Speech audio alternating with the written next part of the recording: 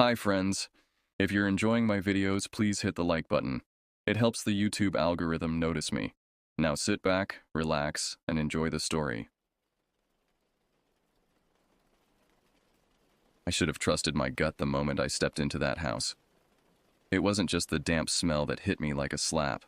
Mold, old wood, and something faintly metallic, like pennies left out in the rain.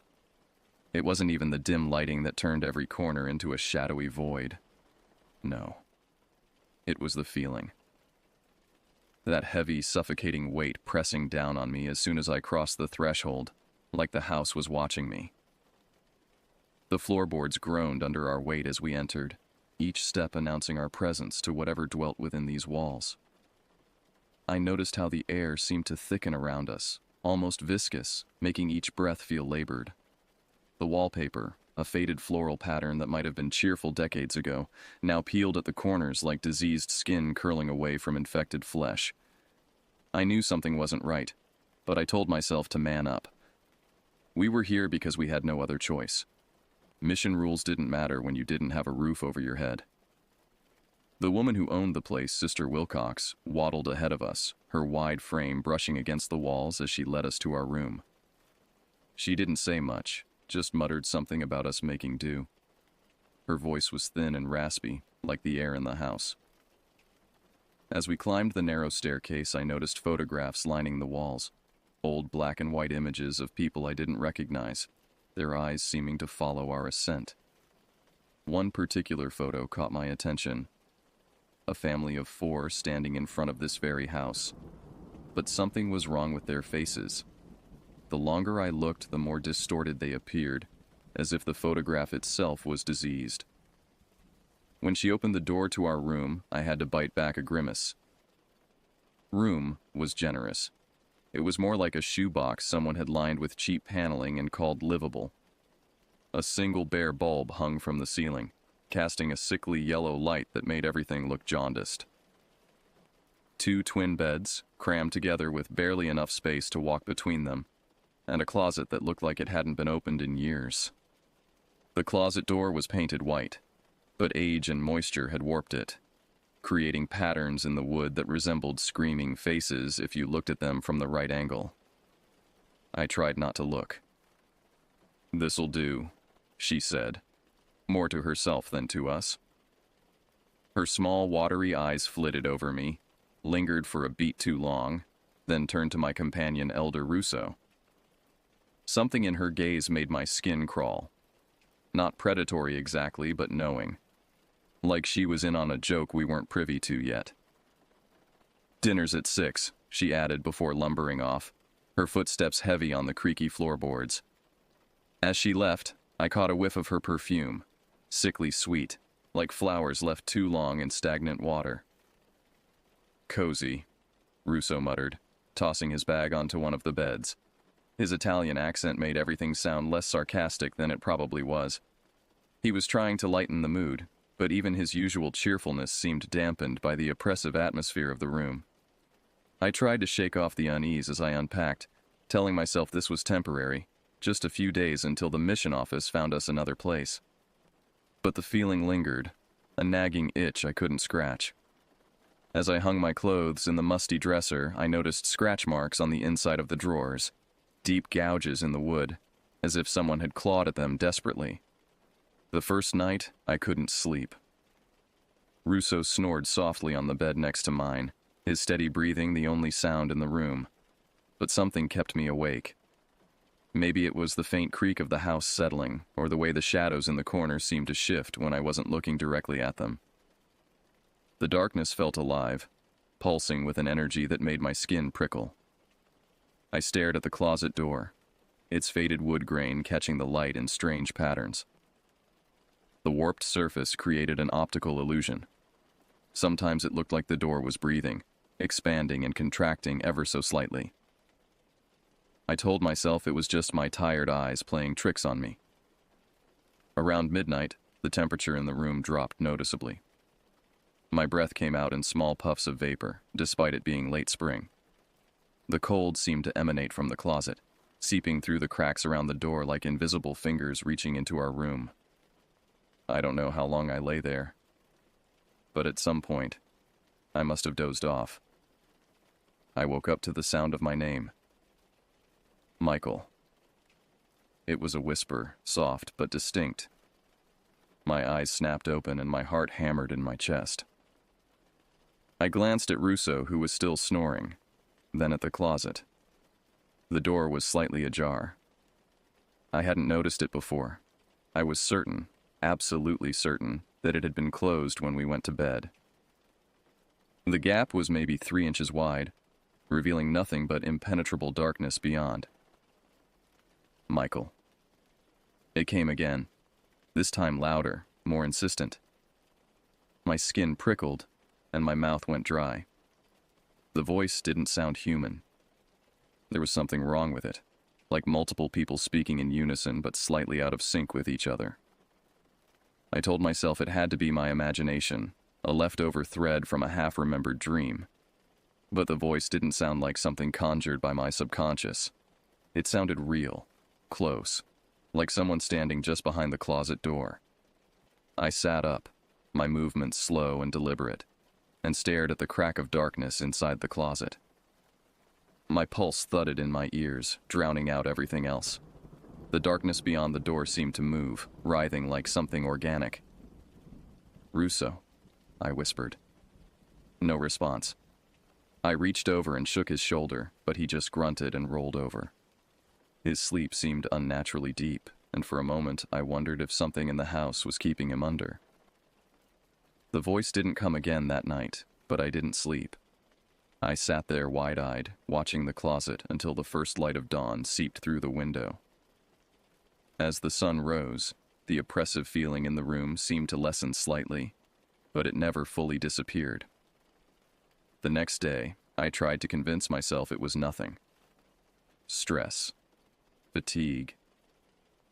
The mind playing tricks in an unfamiliar place.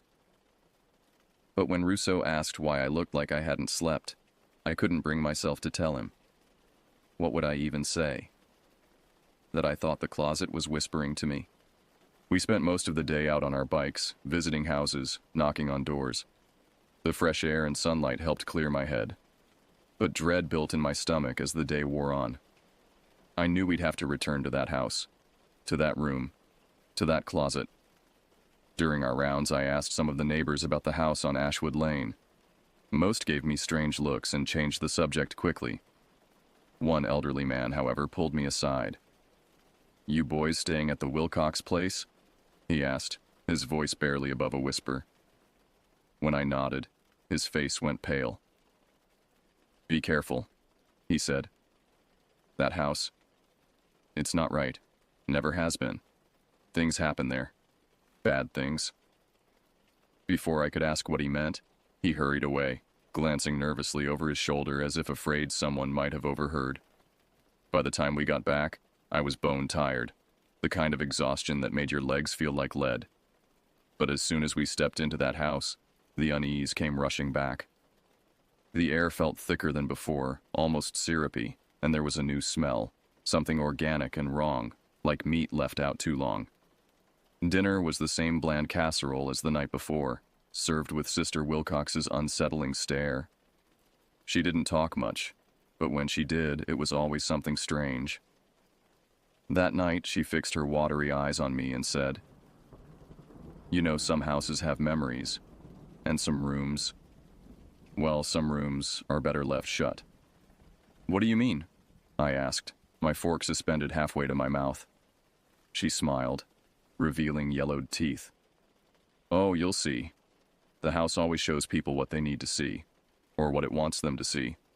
Russo tried to engage her in conversation about her family, the neighborhood, anything normal, but she would only respond with cryptic half-answers and that unsettling smile. That night, I made sure the closet door was shut tight before I climbed into bed. I even jammed a chair against it just to be safe. Russo teased me for it, calling me paranoid, but I didn't care. "You'll thank me when nothing disturbs our sleep," I said, forcing a laugh that sounded hollow even to my own ears. But the laugh died in my throat when I woke up in the middle of the night to find the chair moved aside and the closet door wide open. This time, it wasn't just ajar, It was completely open, revealing the darkness within. And the darkness seemed wrong somehow, too dark, as if light simply couldn't penetrate it. It was like looking into a void that went on forever. The voice was back, clearer this time, and it knew my full name. Michael Andrews, come here. The voice wasn't loud, but it carried a weight, a sense of command that made my stomach churn. It reverberated through my bones, making my teeth ache. I wanted to scream, to wake Russo, but I couldn't move. It was like something had pinned me to the bed, invisible hands pressing down on my chest, making it hard to breathe. My breath came in shallow gasps as I stared at the open door, the darkness inside seeming deeper than it should have been. Like it wasn't just shadows, but something alive, watching me. I could feel its attention on me, heavy and oppressive, like being stared at by something massive and hungry. The paralysis wasn't just physical. My mind felt trapped too, unable to form coherent thoughts beyond pure primal fear. Time seemed to stretch and distort. Minutes felt like hours as I lay there, helpless. Then I saw it. In the depths of the closet, something moved. Not quickly, but with deliberate slowness, like it wanted me to see it. A shape forming in the darkness. Tall, impossibly thin, with limbs that bent in ways that shouldn't be possible. I don't know how long I lay there, paralyzed. When I finally managed to move, every muscle in my body screamed in protest, as if I'd been frozen in place for hours. I didn't dare look inside the closet again. I just reached over and shook Russo awake, harder this time. "We're switching beds," I blurted when his eyes finally opened. "What? Why?" He grumbled, groggy and annoyed. "Just trust me. Please." Something in my voice must have convinced him because he didn't argue further. We switched beds in silence, but I noticed him glancing at the open closet door with newfound wariness. I didn't sleep a wink for the rest of the night. I lay in the bed farther from the closet, watching, waiting. Around 4 in the morning, I saw Russo's body stiffen in his sleep. His breathing became labored, and his fingers clutched at the sheets. Whatever had paralyzed me was now focused on him. I wanted to help, to wake him, but fear kept me frozen in place. After what felt like an eternity, he gasped and sat up, his face covered in sweat. "Did you—" he started, then shook his head. Never mind. But I knew. He'd heard the voice too. By the 3rd night, I was ready to leave. Rules be damned, I couldn't spend another night in that room. My nerves were frayed, and I'd started jumping at every small sound. Even during the day, I felt watched, followed by something just out of sight. But Russo convinced me to stick it out. "A few more days," he said, though his usual confidence was notably absent. "We can handle a few more days." That afternoon, I searched the house while Sister Wilcox was out shopping. I needed to understand what was happening. The other rooms were locked, but I found a narrow door under the stairs that opened into a cramped storage space. Inside, among boxes of moldering clothes and forgotten photographs, I found newspaper clippings. Dozens of them, yellowed with age, all about the house. The headlines made my blood turn to ice water. Family of 4 found dead in Ashwood Lane home. Police baffled by mysterious deaths. 7th tragedy strikes notorious house. The articles spanned decades. Different families, different circumstances, but always the same result: death, madness, or disappearance. And in several of the articles, survivors mentioned the same thing: voices from the closet in the upstairs bedroom. That was the night I woke up to find the scratches. 3 long parallel lines across my abdomen, perfectly straight and evenly spaced. They didn't bleed, but they burned like fire, as if someone had dragged red-hot wires across my skin. The pain was so intense it brought tears to my eyes. I stumbled to the bathroom, my hands shaking as I lifted my shirt to stare at them in the mirror. They were too precise, too clean. not something I could have done to myself, even unconsciously. The skin around them was raised an angry red, and when I touched them, they felt ice cold despite the burning sensation. When I returned to the room, Russo was sitting up in bed, his face pale in the moonlight. Without a word, he lifted his own shirt. 3 identical scratches marked his chest. "We need to leave," he said simply. I nodded, but when we tried to pack our things, we found our bags had been moved.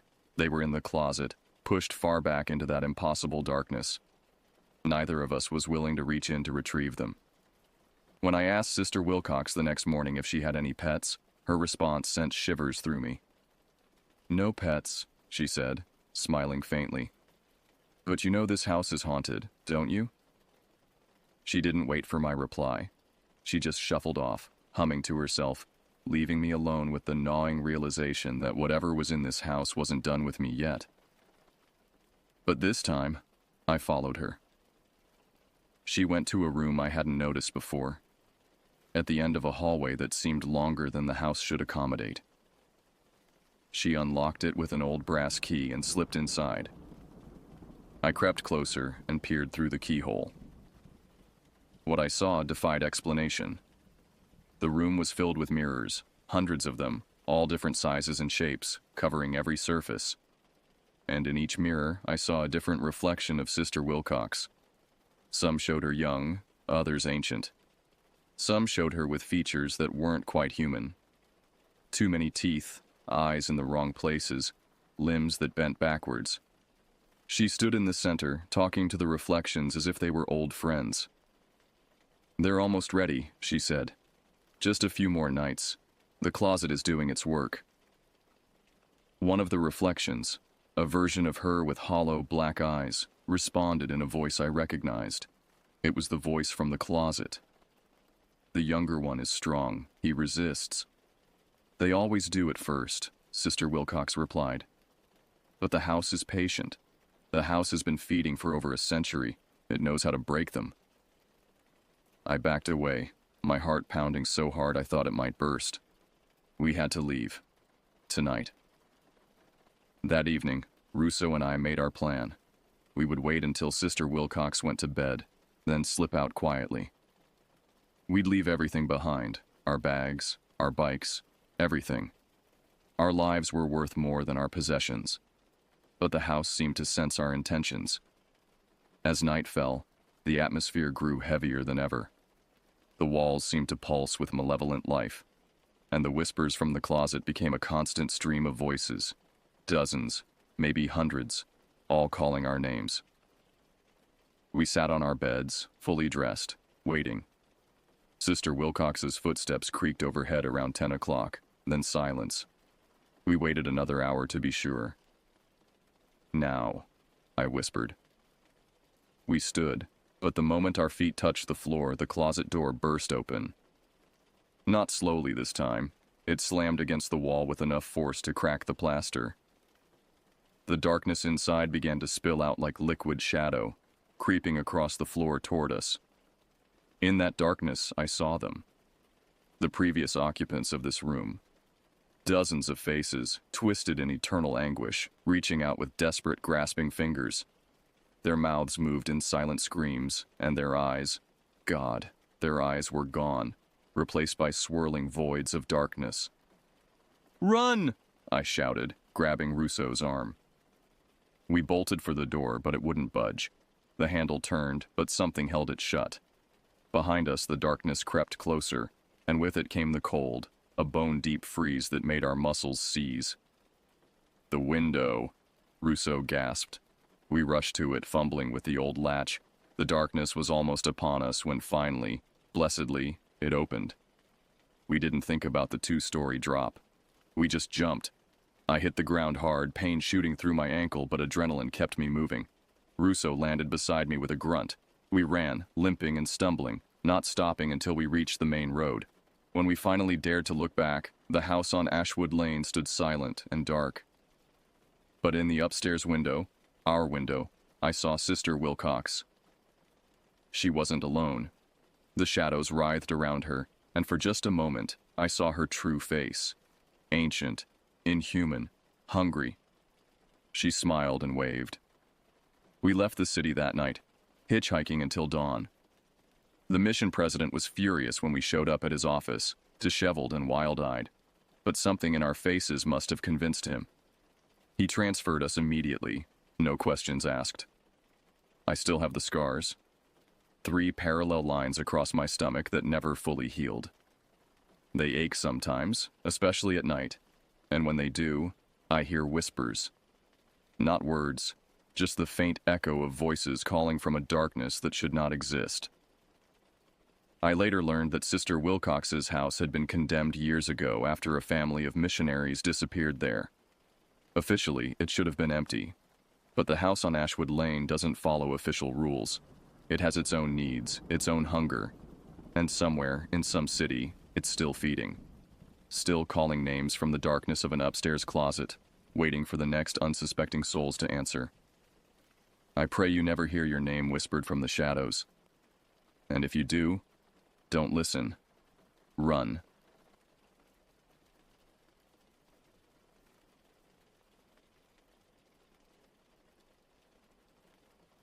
The crisp autumn air stung my face as I stepped out of Josh's beat-up Subaru. Stretching my legs after the long drive from Chicago, I breathed in the earthy scent of pine and decaying leaves. A chill ran through me, though whether from the cold or a sense of unease, I couldn't say. At 28, I had thought a camping trip with my old college buddies would be the perfect escape. Between working 2 jobs to pay off my student loans and credit card debt and helping my mom with her medical bills, life had become an endless grind. When Josh suggested we get together for a week of hiking and camping in the remote wilderness of Michigan's Upper Peninsula, like we used to do every fall, I jumped at the chance. Now, stepping into the deserted trailhead parking lot shadowed by towering hemlocks and white pines, a knot of anxiety twisted in my gut. We were miles from the nearest town, with no cell service and only the supplies in our backpacks. The untamed forest stretched endlessly in all directions. We're really doing this, huh? Josh flashed me a grin as he shouldered his heavy pack. His scraggly beard and flannel shirt made him look every bit the seasoned outdoorsman, but I knew he spent most of his days behind a computer screen like the rest of us. No turning back now, I said, trying to shake off my unease. Zach and Tyler were already marching down the winding trail, fishing rods and bear spray dangling from their bags. The 4 of us had spent countless weekends exploring the woods of Wisconsin and the Appalachians during college, but it had been years since our last trip. We weren't the young, carefree kids we used to be. The first few miles passed easily as we followed the trail deeper into the forest. Golden aspens and red maples shimmered in the afternoon sun. Josh and Tyler swapped stories of their latest dating escapades while Zach, ever the eagle-eyed birder, kept a running count of the species he spotted flitting through the branches. But as shadows lengthened across the forest floor and the temperature steadily dropped, my sense of foreboding grew. The trees pressed closer, blotting out the sun. Every snap of a twig made me flinch. It felt like unseen eyes were boring into the back of my skull. We made camp in a small clearing alongside a burbling creek, its waters stained amber with tannins from the leaf litter. After the heavy warmth of my sleeping bag all night, the chilly morning air raised goosebumps as I stumbled out to pee shortly after dawn. Fog coiled between the dark tree trunks and swirled across the forest floor. In the gray light, everything looked alien and menacing. I hurried to rejoin the others huddled around the campfire, cradling chipped enamel mugs of coffee. As I approached, Tyler held up his phone with a frown. Huh, that's weird. I could have sworn I had a bar of service last night, but now, nothing. An icy rivulet snaked down my spine. I'm sure it's just the mountains blocking the signal out here, I said. We're in the middle of nowhere. Speaking of, did any of you hear that sound last night? Zach asked quietly, bloodshot eyes peering over the rim of his mug. Almost like a woman singing, except... He shook his head. Except what? Josh pressed. It didn't sound human. The melody was like nothing I've heard before. It was haunting. Almost. A shrill cry pierced the fog, cutting him off. We froze, staring wildly into the mist swirling between shadowy trunks. The wailing rose in pitch, before dissolving into guttural, choking sobs that made my skin crawl. Then, as suddenly as it began, the woods fell silent. "What in God's name was that?" Tyler whispered. No one had an answer. One by one we turned to look at each other, and I saw my own fear reflected on my friends' ashen faces. Something was out there in the mist. Something that didn't belong.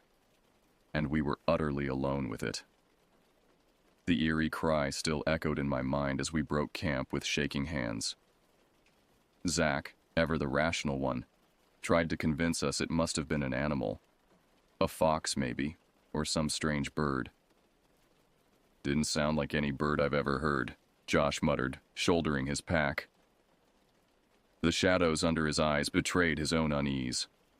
We set off along the trail in silence, jumping at every rustle in the underbrush.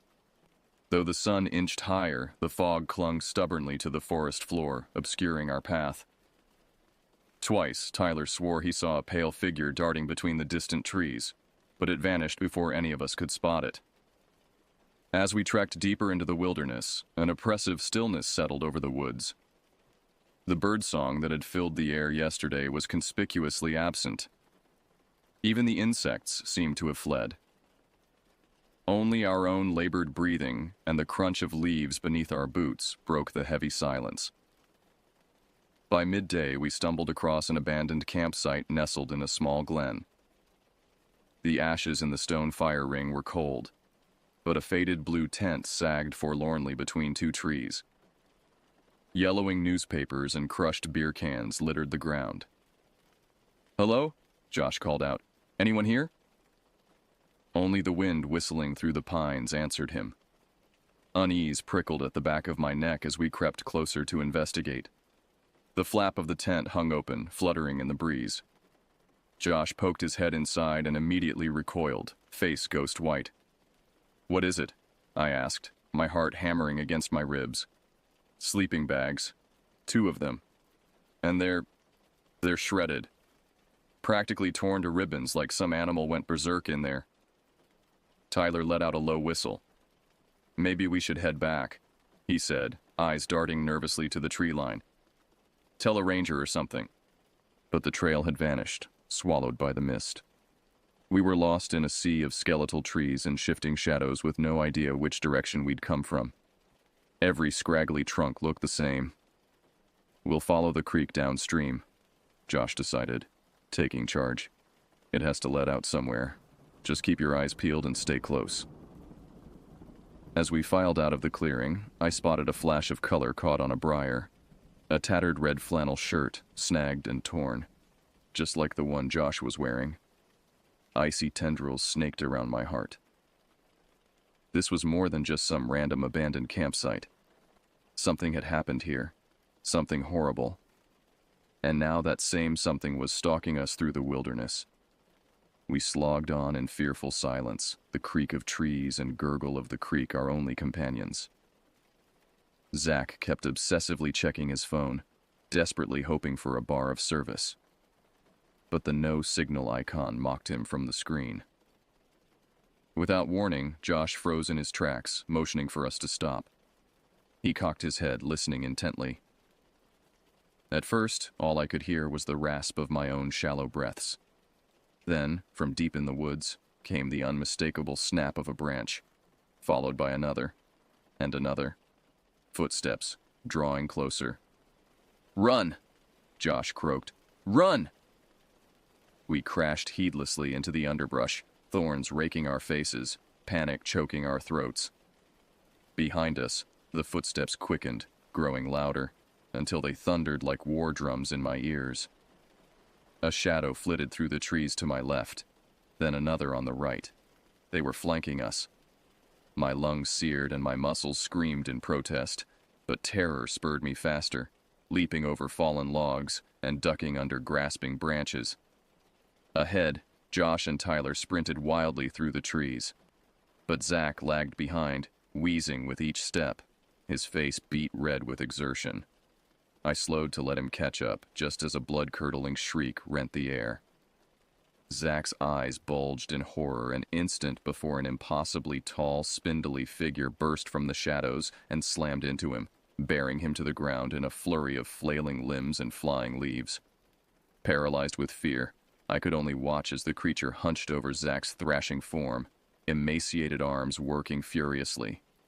Wet, ripping sounds churned my stomach. His screams cut off with a choking gurgle.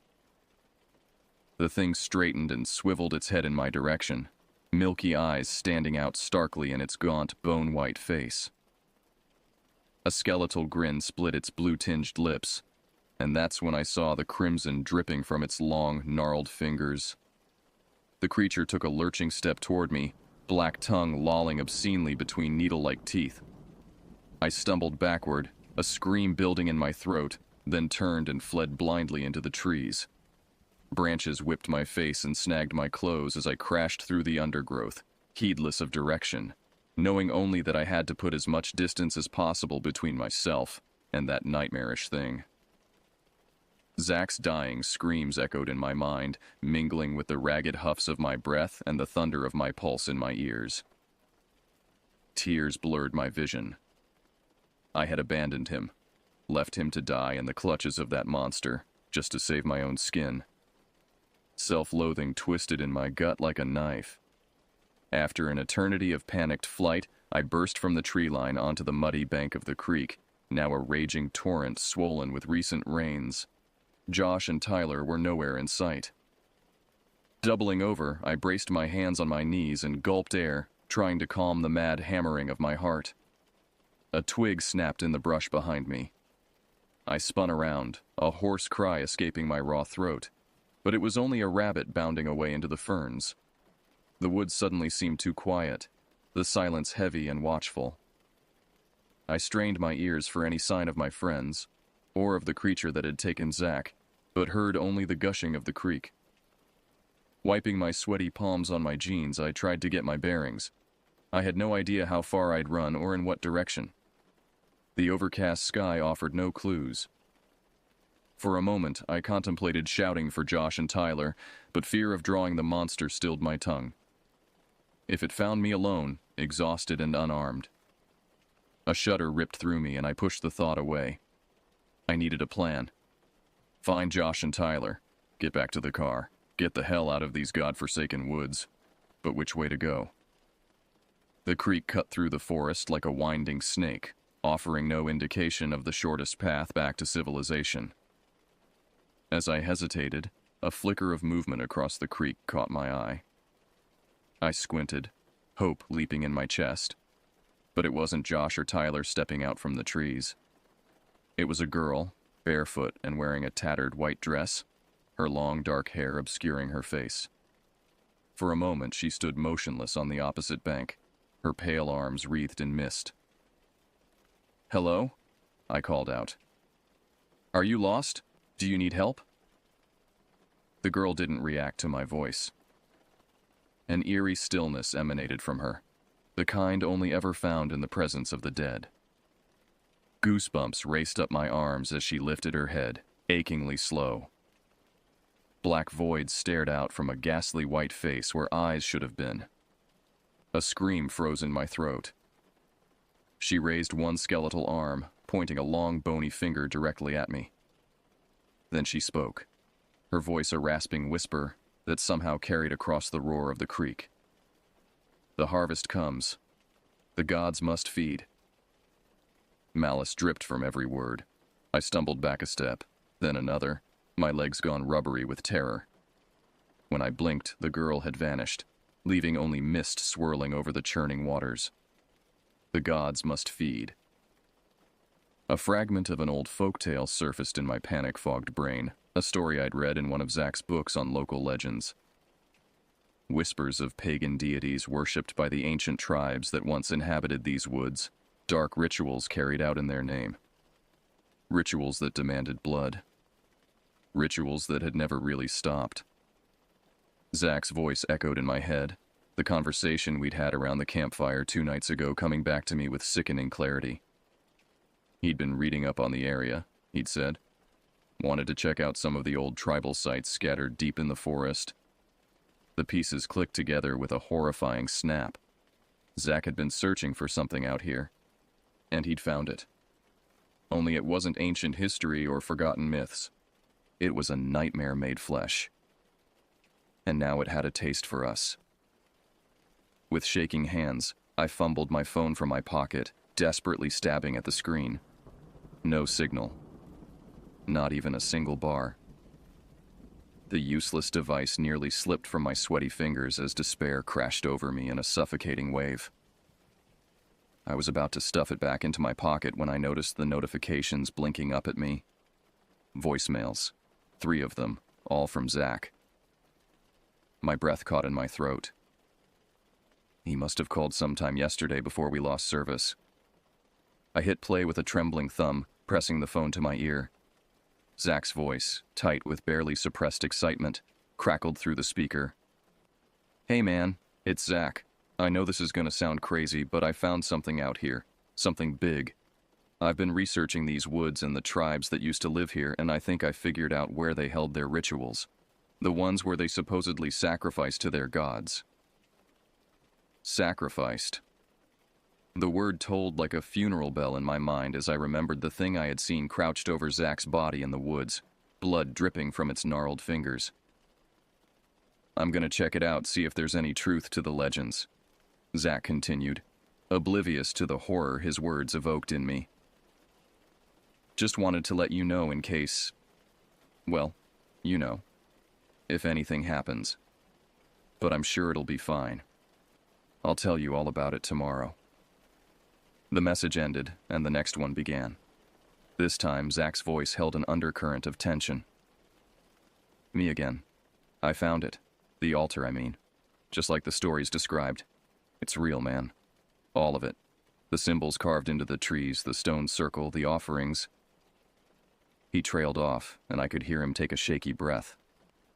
A chill spider walked down my spine. When he spoke again, his voice was little more than a whisper. "I'm not alone out here. I saw something watching me from the trees. I don't know what it was, but it definitely wasn't human. I'm getting out of here. I never should have come out to this place on my own. I'll see you back at camp." The voicemail ended with a click. A jolt of anger briefly cut through my fear. Why hadn't Zach told us any of this last night? If we'd known what he'd found, that he thought something had followed him back. But I already knew the answer, bitter as wormwood on my tongue. None of us would have believed him. We would have laughed it off as just another one of his half-baked conspiracy theories, the product of an overactive imagination fueled by too many obscure subreddits. And so he'd kept quiet, even as the thing that had stalked him in the woods crept ever closer to our camp. To us. The final voicemail blinked on the screen. I stared at it for a long moment, a leaden ball of dread settling in my gut. Bracing myself, I tapped play with a blood-slicked finger. This time, there was no preamble.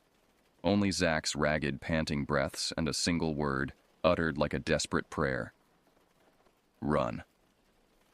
Then the line went dead.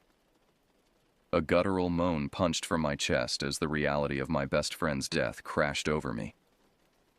Zach was gone, torn apart by the nightmare he'd unwittingly summoned from the depths of the ancient forest. And Josh and Tyler were still out there, oblivious to the fact that they were now being hunted.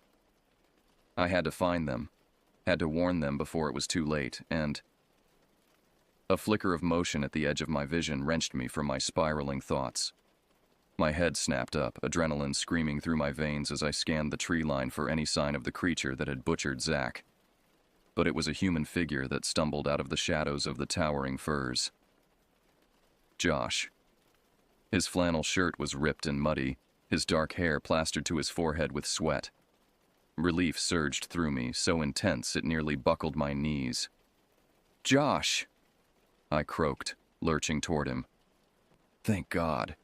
Where's Tyler?" Zach there's something out here. We have to go now, before. The words died in my throat as Josh staggered closer and I saw his face. Blank, milky eyes stared out from ashen features gone slack and strange. His head lolled at an unnatural angle on his neck, as if no longer fully connected. And then I saw the gash, a jagged, gaping wound that nearly encircled his throat, crusted with dried, blackened blood. This wasn't Josh. Not anymore. It was a husk, a puppet dancing on strings jerked by an unseen hand. As I watched in mute horror, his arm slowly raised, one stiff finger unfurling from a clenched fist to point at something behind me.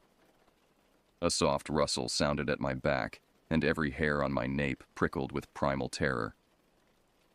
I spun around just as a tall, emaciated figure detached itself from the shadows of the trees.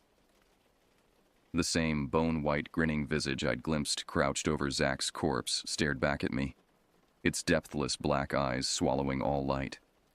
Viscous ropes of saliva dripped from rows of jagged teeth, through which an impossibly long black tongue slithered. "I've made my offerings, little mouse." An oily voice slid through my mind, alien and terribly ancient. Now it's time for the gods to feast. In the next instant, it was upon me. Adrenaline surged through my veins as I threw myself to the side, barely avoiding the creature's grasping claws. I hit the ground hard, rolling through the mud and bracken, wincing as broken branches gouged my skin. The thing let out a furious shriek, whirling to face me, its gaunt chest heaving with rage. I scrambled backward on my elbows and heels, my heart battering itself against my ribs. In the back of my terror-blanked mind, a single thought crystallized. I was going to die here. Alone in the ancient forest, far from home, my bones left to bleach beside the rotting remains of my friends. Despair crashed over me as the creature stalked closer, its lipless mouth peeling back from its jagged teeth in a nightmarish grin. I squeezed my eyes shut, bracing myself for the piercing agony of those wicked claws shredding my flesh, the snap of my bones between its unnatural jaws. But the killing blow never came. A furious bellow echoed through the trees, followed by a heavy thud and a gut-churning squelch. My eyes flew open to see Tyler standing over the prone form of the creature, chest heaving, a large branch gripped in his gore-splattered hands. He'd caved in the back of its skull, black ichor oozing from the gaping wound. "Tyler," I croaked, hardly daring to believe my eyes. "How?" "Tracked you," he panted. "Heard you scream. Nearly got turned around in this damn mist." He held out a hand, hauling me to my feet.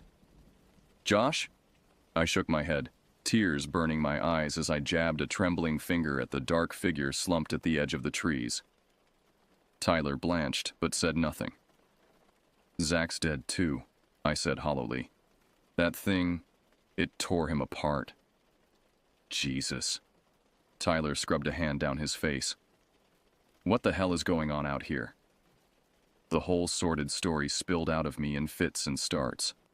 Zach's research into the area's bloody history, the ancient altar he'd discovered in the woods, the voicemails I'd found on my phone.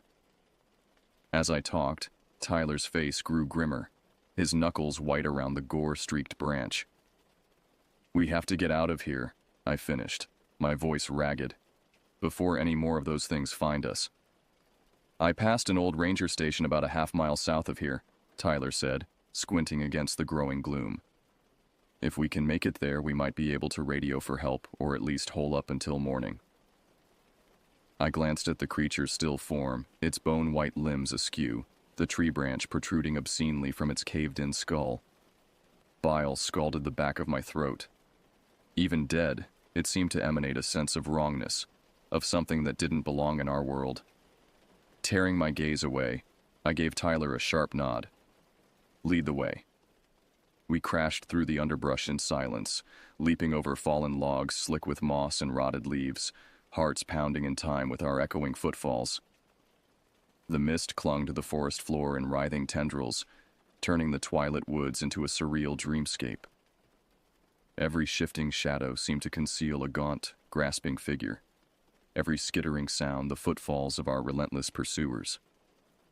What felt like hours later, we staggered into a small clearing dominated by a dilapidated wooden structure, its tar paper shutters hanging askew on rusted hinges.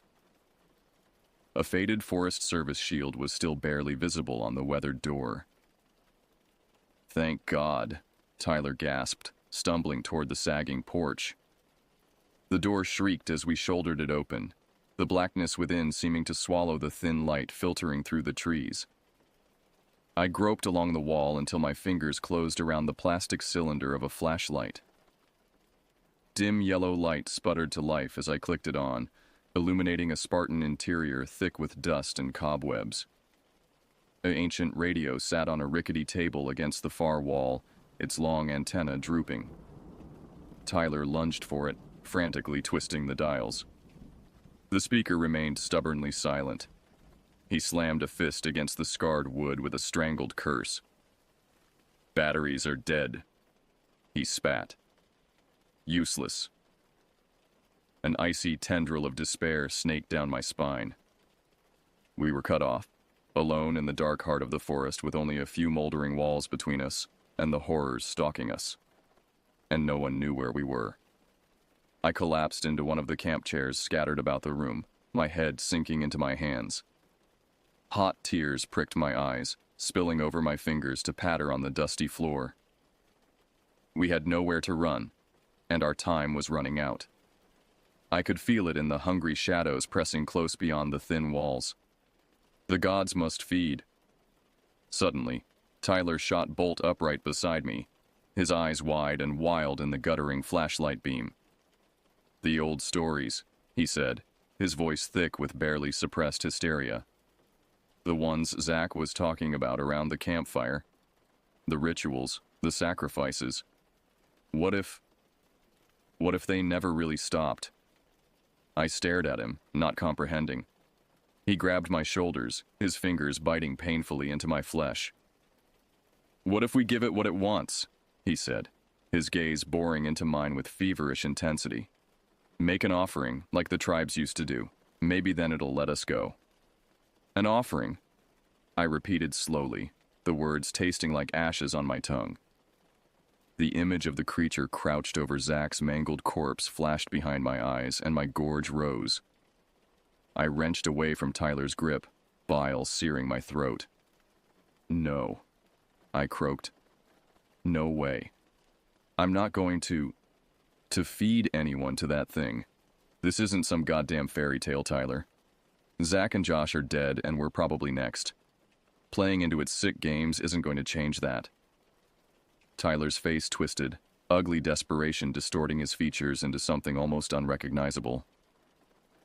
"You don't know that," he hissed. "This might be our only shot." I opened my mouth to argue, but the words died on my lips as a long, eerie howl drifted through the rotten walls, raising every hair on my arms. Shadows flickered past the grimy windows, there and gone too quick to follow. They were here. The children of the dark wood, come to claim their due, and we were out of time. Tyler's eyes darted wildly between the door and the shuttered windows as the eldritch howls outside the cabin grew louder, closer. His chest heaved with panicked breaths, fingers spidering through his matted hair. "I can't die here," he choked out. "Not like this. Not like—" His voice cracked. "Not like them." A splintered crash from the rear of the cabin made us both flinch violently. They were trying to get in, bony limbs battering the rotting wood, jagged teeth gnashing in hunger. It was only a matter of time before they succeeded. Tyler rounded on me, something wild and desperate contorting his mud-streaked features. "It's the only way," he said. "The only way either of us might make it out of these woods alive. You must see that." "No," I said, my voice trembling. Tears blurred my vision as I backed away from my last remaining friend in the world. "I won't. I can't. Then I will." Tyler's words dripped with grim finality. He snatched up the flashlight and lunged for the door. I stumbled after him, screaming his name, begging him not to do this, not to succumb to the twisted games of the dark gods in the wood. But he was already gone, vanished into the mist-shrouded night. Within moments, the beam of the flashlight winked out, swallowed by the hungry shadows. And then the screaming began. I sank to my knees on the sagging boards of the porch, sobs racking my chest. I clamped my hands over my ears, rocking back and forth, but I could still hear it. The wet, tearing sounds, the crunch and snap of bones, and underneath it all, the slick, satisfied chewing of the creatures as they feasted. The gods must feed, and feed they had. On my friends, on their blood and bones and screaming flesh. While I cowered in the dark, too paralyzed with terror to do anything but listen to them die. Floorboards creaked behind me.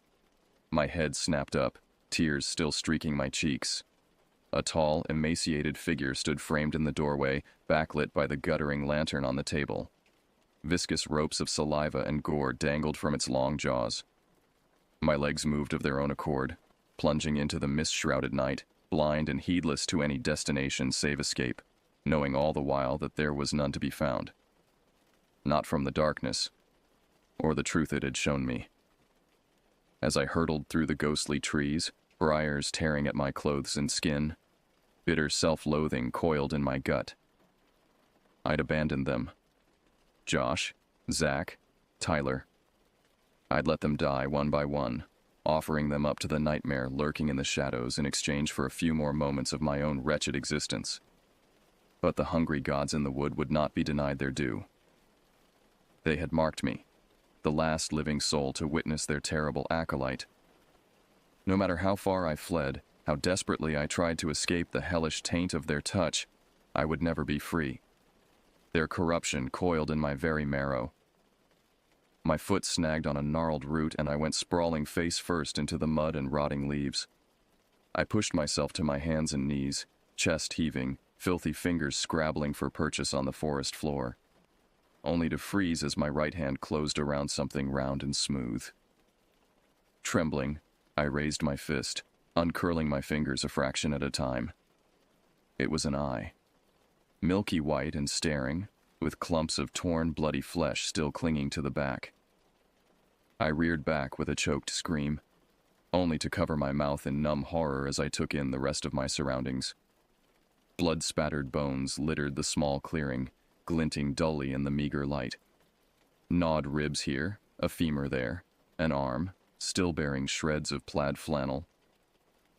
Hot bile scorched the back of my throat. They'd brought me right back to where it had all begun. The scene of the first slaughter, Zach's slaughter. As if to mock me with its brutal reminder one last time before they claimed me too. But why had they pursued me all this way across the shadowed miles, only to toy with me now? What more could they want when they'd already taken everything? Unless... A lone tree in the clearing caught my eye, crooked branches twisting toward the clouded sky like grasping claws. A familiar symbol was gouged deep into the bone-white bark, a crude spiral with a single staring eye at its center. The same symbol I'd seen in Zach's notes. The sigil of the old gods, the gods he'd been so desperate to prove were real in order to vindicate a lifetime of obsession. An obsession that had driven him into their waiting arms. And damned us all. Staggering to my feet, I lurched toward the tree, stomach roiling with a suspicion too awful to name. Steeling myself, I placed my hand over the symbol, fitting my palm against the whorls and ridges. The world tilted, shadows twisting at the edges of my vision. My ears popped painfully at a sudden drop in pressure. Gasping, I snatched my hand away. The symbol was gone. In its place, the knotted bark had smoothed to form a small rectangular door, flush with the wood. The door creaked open under my trembling fingers with a soft snick. Numb, I reached inside the lightless hollow within. My hand closed around a bundle of smooth, stiff papers. Zach's notes. The ones he'd claimed were lost, scattered in his flight through the woods, hidden away all this time in the dark heart of the forest, waiting for me to find them. Forcing down the bile searing my throat, I pulled the sheath of paper into the weak light. A single sentence glared up from the topmost page. They must be fed, so that I might become. No. No, it couldn't be. Not like this. Not him. A dry twig snapped behind me. I whirled to see a tall, emaciated figure detach itself from the shadows between the grasping trees. Viscous saliva dripped from its wicked jaws. Eyes like the void between stars stared out from its bone-white face. But it wasn't the creature's nightmarish visage that froze the blood in my veins and sent me crashing to my knees in the loam. It was the tattered red flannel hanging from its gaunt, gray-skinned frame. The same flannel that Zach had been wearing that first night around the campfire. The last night I'd seen my friend as he was before he'd led us all into the waiting darkness. Before he'd fed his humanity to the hungry gods of the wood and been reborn as their child. Zach, or the thing that had once been Zach, took a gliding step forward, dead leaves crackling under its bare, bone-pale feet. I scrabbled backward until my spine hit the rough bark of the tree. There was nowhere left to run. His notes fluttered from my numb fingers, fanning out across the forest floor, their awful truth laid bare. Why? My voice cracked on the single broken syllable. Tears burned my eyes, carving tracks through the grime caked on my face. Why did you do this? Zach's head cocked at an unnatural angle, milky eyes boring into mine. When he spoke, his voice was a dry rasp, thick with rot and ruin, as if dragged across eons of oblivion. You know why? He said. You read my notes. I sought the old ones. Those that came before, dwelling in shadow. I found their sigils carved in these ancient trees, and I called to them. But why? I demanded again, choking on the bitter betrayal rising in my gorge like black bile. Power. The single word slithered from Zach's withered lips, cold and inexorable as the grave. True power, beyond the petty confines of mortality. The gods showed me the way. But their blessings come with a price. Fresh horror dawned, putrid as a bloated corpse. The ritual, I breathed. The offerings. The gods must feed, Zach intoned. Shadows writhed at the edges of my vision, hungry darkness gathering close. And you, dear friend, you will be the final sacrifice. My last tie to the frail world above, severed and supped upon. Please, I begged, my voice cracking. Please don't do this. I know you're still in there somewhere. Remember who you are, Zach. Remember everything we... The rest of my desperate plea gurgled to nothing as Zach's hand clamped around my throat, cutting off my air. He lifted me bodily from the ground until my feet kicked and dangled over the loam. His flesh was cold and unyielding as a drowned corpse. I remember, Zach said, his lipless mouth peeling back from his needle teeth in a terrible mockery of a smile. And I don't care. Spots swam in my vision, my oxygen-starved lungs screaming. Darkness crept in from the edges, narrowing to a single point of cold light. I could feel the shadows twining around us now, impatient, ravenous. The gods come to feast. With one last burst of desperate strength, I lashed out, clawing at those balefire eyes. Zach jerked back, more in surprise than pain. His grip loosened, just for an instant. But an instant was enough. I wrenched free, staggering to my hands and knees on the carpet of bones. My chest heaved as I gulped blessed air. Behind me, Zach let out a low hiss, fury and hunger vibrating in the eldritch sound. But I was already moving. Flinging myself at the sigil carved into the tree, I gouged at the staring eye with torn nails, my breath sobbing in my throat. Zach howled in rage, a sound that raked like icy claws down my spine. The eye disappeared under my bloody fingers, the whorls of the symbol smoothing into a small, dark portal, just like before. This was how he'd done it, how he'd invited the horrors into our world, and how I'd send them back to the abyss that spawned them. Zach was on me before I could think, skeletal hands hooked into claws, scratching and tearing. I screamed as I felt the flesh of my back shred under his inhuman strength. But I didn't need strength for what came next. Only will. Only the whispered words that spilled from my cracked lips. And the blood that was my birthright to shed. One final offering. One last vital spark spilled on hallowed ground to close the circle and return the shades to shadow. I saw understanding flare in Zach's eyes an instant too late. He screamed then, a sound like all the anguished souls in hell keening at once. The sigil blazed like foxfire, and the smell of ozone stung my nose as ethereal fire consumed him from within. Eldritch winds howled through the clearing, whipping the trees into a frenzy as the veil between worlds tore open once more. "No!" Zach wailed, his body unraveling, dissolving into the maelstrom. "I cannot go back! I will not be banished to—" But the rest of his furious denial was lost to the shrieking gale as the gateway to the other side opened its gaping maw and devoured him whole. The last thing I saw before blessed oblivion claimed me was the mangled remains of my friends scattered on the forest floor, their glassy eyes staring towards a sky they would never see again. And then there was only darkness. 6 months later, the world knows nothing of true darkness. The simple shadows that pool in familiar corners and under lonely beds are no more than a child's fancy compared to the black abyss that dwells deep beneath the skin of creation. In those fathomless depths, horrors older than time slither and crawl, waiting for some hapless soul to crack the seal and call them forth into the light. But the light is not where they belong, and there must always be those who stand against them, who offer up the coin of blood and soul to send them back to the inky void from whence they came.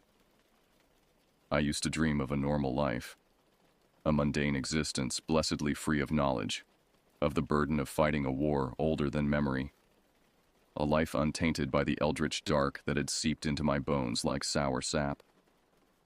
But that was before the woods and the darkness and the sigil carved in pale, dead flesh. Before I fed my friends to the abyss to seal the ancient pact anew. Now I am become the watcher in the trees, the final ward against the hungry gods. I tend the wards and carve the signs, my own blood the ink that binds the shadows to their starless realm. Just as those who came before me, just as Zach was going to do before the power corrupted him. Because someone has to. Someone has to hold the line, even if it damns them to the same pitiless vigil. The reckoning is coming, spoken of in whispers by the lost and the mad, when the seals will crack, and the ravenous shades pour forth to devour the world. And on that day, I'll be waiting for them, for a friend.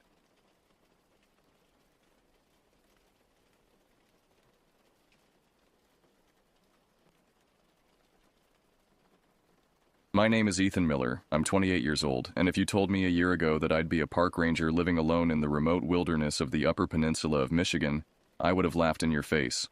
I grew up in the suburbs of Pittsburgh, went to Penn State, got a degree in business, and landed a cushy corporate job right out of college. Life was good. I had my own apartment, a solid group of friends, and enough disposable income to keep me entertained on the weekends. But then the pandemic hit. Our company struggled and rounds of layoffs decimated our department. I made it through the first few rounds, but eventually my name came up. With the job market in shambles, I found myself unemployed, unable to pay rent, and forced to move back in with my parents at the ripe old age of 27. As I wallowed in self-pity and tried to chart my next move, an old college friend reached out. He had been working seasonally as a park ranger for the National Park Service, and told me they were desperate for workers, as many of their usual hires were older and at higher risk for COVID complications. "You're young and healthy," he said. "They'll take anyone right now. The pay is lousy, but you get free housing. Might be a good way to reset for a bit while you figure out your next step." I'd always loved the outdoors, camping, kayaking, going on long hikes to find a bit of solace away from the grind of daily life. The idea of waking up every day surrounded by nature had a certain appeal. After a few more weeks of fruitless job applications, I decided to go for it. I applied, interviewed virtually, and within a month I was packing my bags to head north to the Hiawatha National Forest of Michigan's Upper Peninsula. The drive from Pittsburgh to my ranger station in the UP took the better part of a day. As I made my way across Ohio, skirted the bottom of Lake Erie, then drove northward through Michigan, the scenery transformed from industrial to pastoral to just plain wild. Highways turned to country roads, towns got smaller and further apart. My little Ford Focus gamely chugged along, but as I entered the densely forested stretches on the way to the Hiawatha National Forest, I started to feel very ill-equipped for the terrain. My tires slipped precariously on the dirt and gravel roads. Not exactly the vehicle you'd want to be in if you had to make a quick getaway. I shook my head, wondering where that morbid thought had come from. I'd done plenty of solo travel before. In fact, that's how I preferred it. Just me, some good tunes, a fresh Spotify playlist to jam to. But there was something different about this trip. As the sun began to set, casting long shadows through the towering hemlocks and pines, a sense of unease began to creep over me. By the time I pulled up to the small rustic cabin that would serve as my ranger housing, full dark had fallen. I gathered my duffel bags, fumbled with the key, and let myself inside. The cabin was sparse but tidy. A small kitchenette, a table and chairs, a daybed tucked against the back wall, a bookshelf beside it crammed with old paperbacks and field guides, a cast-iron wood stove to serve as heat.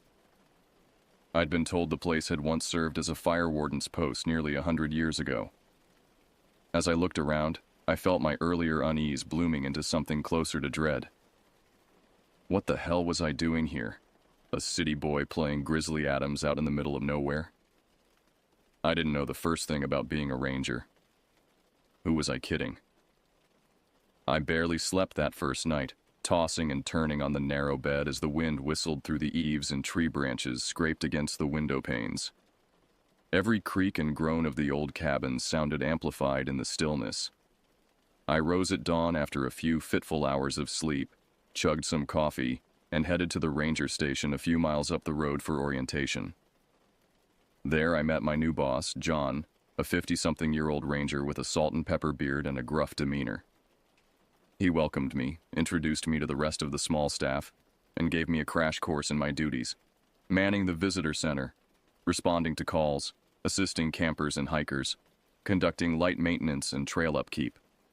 Pretty straightforward stuff. Most of the time, this is a cake job, John said. Hike around, pick up some litter, give tourists directions. But you always gotta stay alert out there. Folks get lost, hurt. Animals can be a problem. And sometimes, he trailed off. Sometimes what? I asked. He fixed me with a level gaze. Sometimes things happen out there that don't make a lick of sense. Just keep your head on a swivel and trust your instincts. Anything feels off, you hike your ass straight back here double quick, you read me? I gave a shaky nod, a cold trickle of fear running down my spine. What could he mean by that? Before I could ask, he clapped me on the shoulder, breaking the tension. Let's get you fitted for your uniform and gear.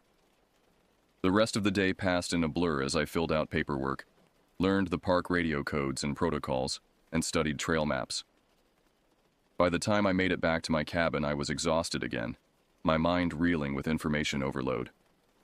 I ate a microwave dinner, read a few pages of a battered copy of Bill Bryson's A Walk in the Woods, and collapsed into bed. My first few weeks passed uneventfully as I settled into the routines of ranger life.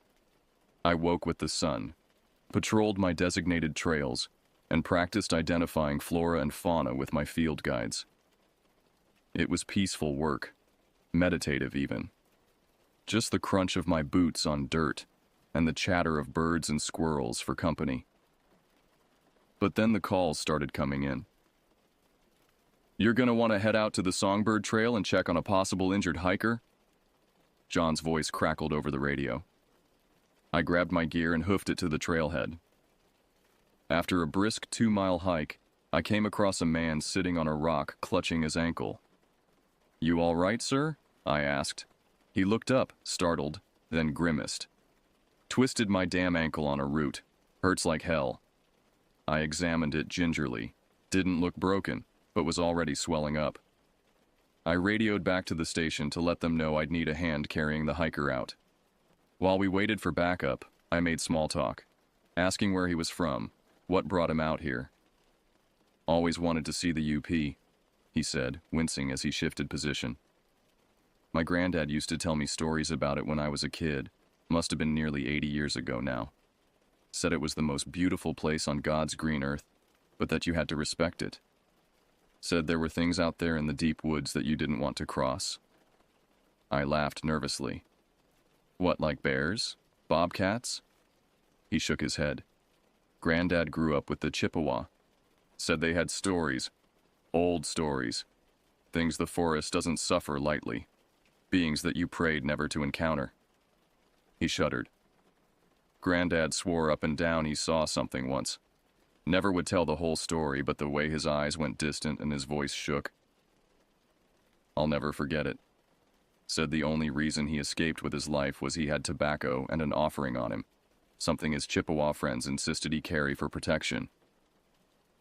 The hiker looked up at me, deadly serious.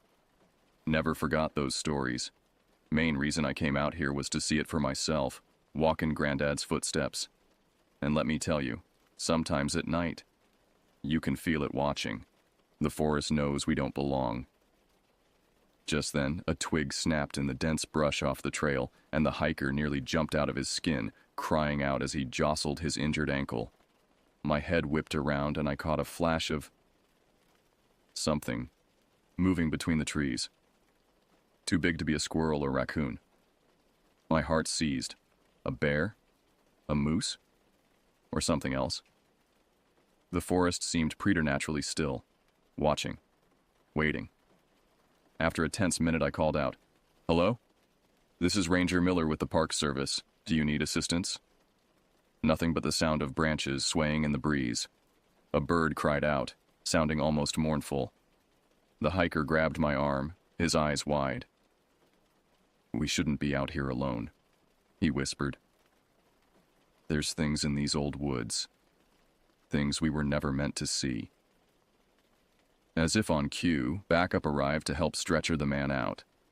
I kept a watchful eye on the trees the whole hike back.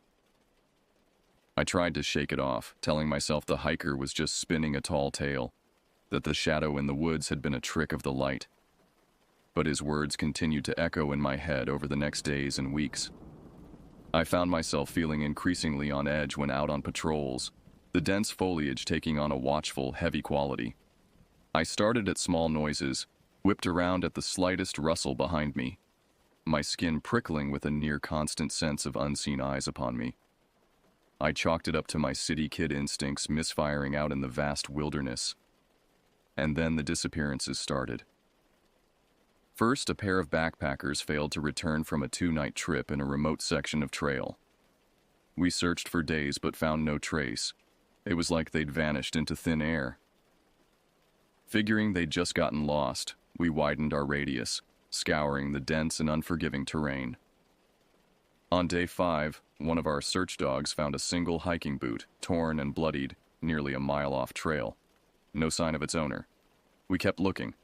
Then a family of car campers, their minivan parked at a trailhead, with all their gear still neatly unpacked inside. Pots, pans, sleeping bags, toys, even the half-eaten remnants of a lunch hastily abandoned. Park dispatch tried to reach them. Voicemails went unreturned and concerns deepened. This wasn't like a lost hiker. Something had interrupted this family's camping trip in dramatic, unsettling fashion, leaving a scene like one of those ghost ship mysteries where a crew vanishes without a trace. And still we searched, senses heightened, pulses quickening at every snapped branch or unexplained noise, but finding nothing. It all came to a head when we got reports of a solo female hiker who missed her scheduled check-in with family. Standard procedure was to give it at least 48 hours before officially launching a search, but with the strange events of recent weeks, we headed out immediately. By hour 12, I was bushwhacking through a remote section bordering state forest lands, miles from the nearest trailhead. These weren't even maintained park trails, just crude tracks used by hunters and local outdoors people.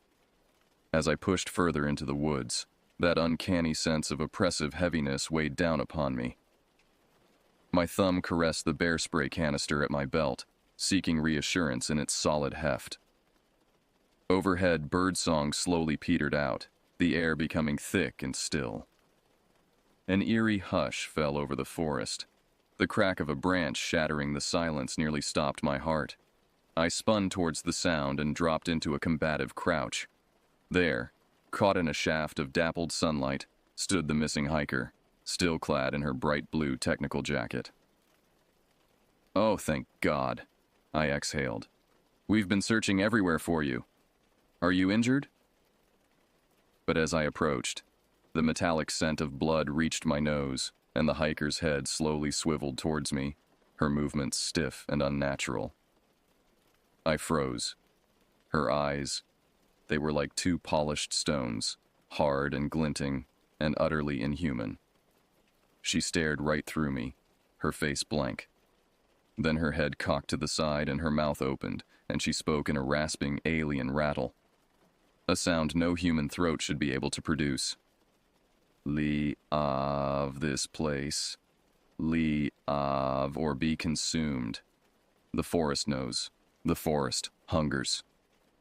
I crashed through the underbrush, sheer panic propelling me through the woods back towards park headquarters, my breath coming in ragged gasps.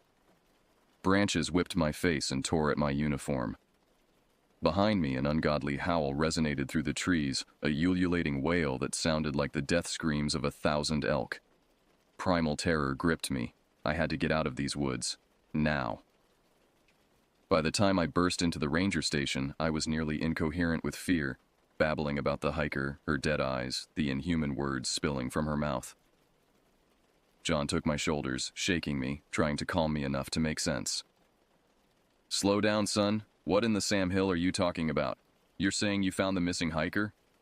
"Yes!" I screamed. "But she wasn't human. Not anymore. Something had her. It sounded like a warning. No, a threat. That we were trespassing, and if we didn't leave..." "Oh God, John, what the hell is out there?" A muscle twitched in John's cheek as he released me and ran a hand over his face. He suddenly looked much older, years of hard-earned forest wisdom weighing on him. "Look, son," he finally said. "There's things out there that defy explaining. Creatures that were old when the first humans set foot on this continent." He began pulling ancient-looking books from the station's shelves, field guides, anthropology texts, binders of old park records, and incident reports. The local tribes had stories, legends of beings that roamed the forests and needed to constantly be appeased lest they hunt and kill any humans who displeased them. Mayanganaki, they called them, hungry ones. Most folks dismissed them as myths, just so stories. But the old-timers, the rangers who were out here 50, 60, 100 years ago, they knew. They witnessed things, dark things, unexplained things. He opened one of the binders to an old sepia-toned photograph of a ranger from decades past. The man stared out from the page, unsmiling, his eyes haunted. "This was my granddaddy. Spent his whole life out in these woods. Started as a ranger, became chief ranger for near on 30 years. And he knew the stories were true because he saw them for himself." John flipped through the delicate pages until he found what he was looking for. An incident report dated from the 1920s, faded and brittle with age. He pointed to a line written in his granddaddy's spidery script. "Evidence of disturbance. Human remains located 5 miles SW of Mosquito River trailhead. Bones appeared to have been snapped and gnawed upon by large predator. Unusual scratches on nearby trees inconsistent with any known wildlife. Tribal elders consulted. Say marks indicate presence of Mayanganaki, ancient beings that dwell deep within the forest. Advise extreme caution in area." Cold sweat dripped down my back. This couldn't be happening. Mysterious monsters in the UP woods? Creatures even the Park Service had known about for decades? It was like waking up in my own personal horror movie. John closed the binder and fixed me with a heavy stare. "Look, I don't know what you saw out there, but I know my granddaddy wouldn't have written about no Mainganaki if there weren't truth to the legend. The tribal folks round here still leave offerings out on the deeper trails, did you know that? Tobacco, beads, little bundles of sage, anything to appease the spirits, keep themselves safe. So what do we do? I asked desperately. We keep the tourists away from the deep woods. We don't let our people go out alone if we can help it. And we pray to God we don't rile the beings up any more than we already have. Easier said than done. As word trickled out about the disappearances, it only seemed to draw people to the forest. Thrill seekers, paranormal investigators, YouTubers eager to capitalize on a supernatural mystery. They came from far and wide, and no amount of emphasizing the potential dangers could dissuade them. A little girl vanished on a camping trip with her family. I practically yelled at one group I caught trying to hike out to the site of the backpacker disappearances. Do you understand that? Vanished without a trace. Whatever's out there, it doesn't differentiate between some adrenaline junkie ghost hunter and a child. The group leader scoffed. Your job is to keep this park open and accessible to the public. So unless there's a trail closure order, we have every right to be here. Now, if you'll excuse us. He shouldered roughly past me. I watched them go with a sinking heart, frustration and fear warring within me. How could I make them understand the gravity of the situation when I barely understood it myself? I knew only one thing for certain. The forest was angry, and each human that ventured too far into its depths risked incurring the wrath of beings beyond our comprehension. Over the next days and weeks, the crowds continued to grow. Sensationalized headlines splashed across social media. Mysterious creature stalking Michigan woods.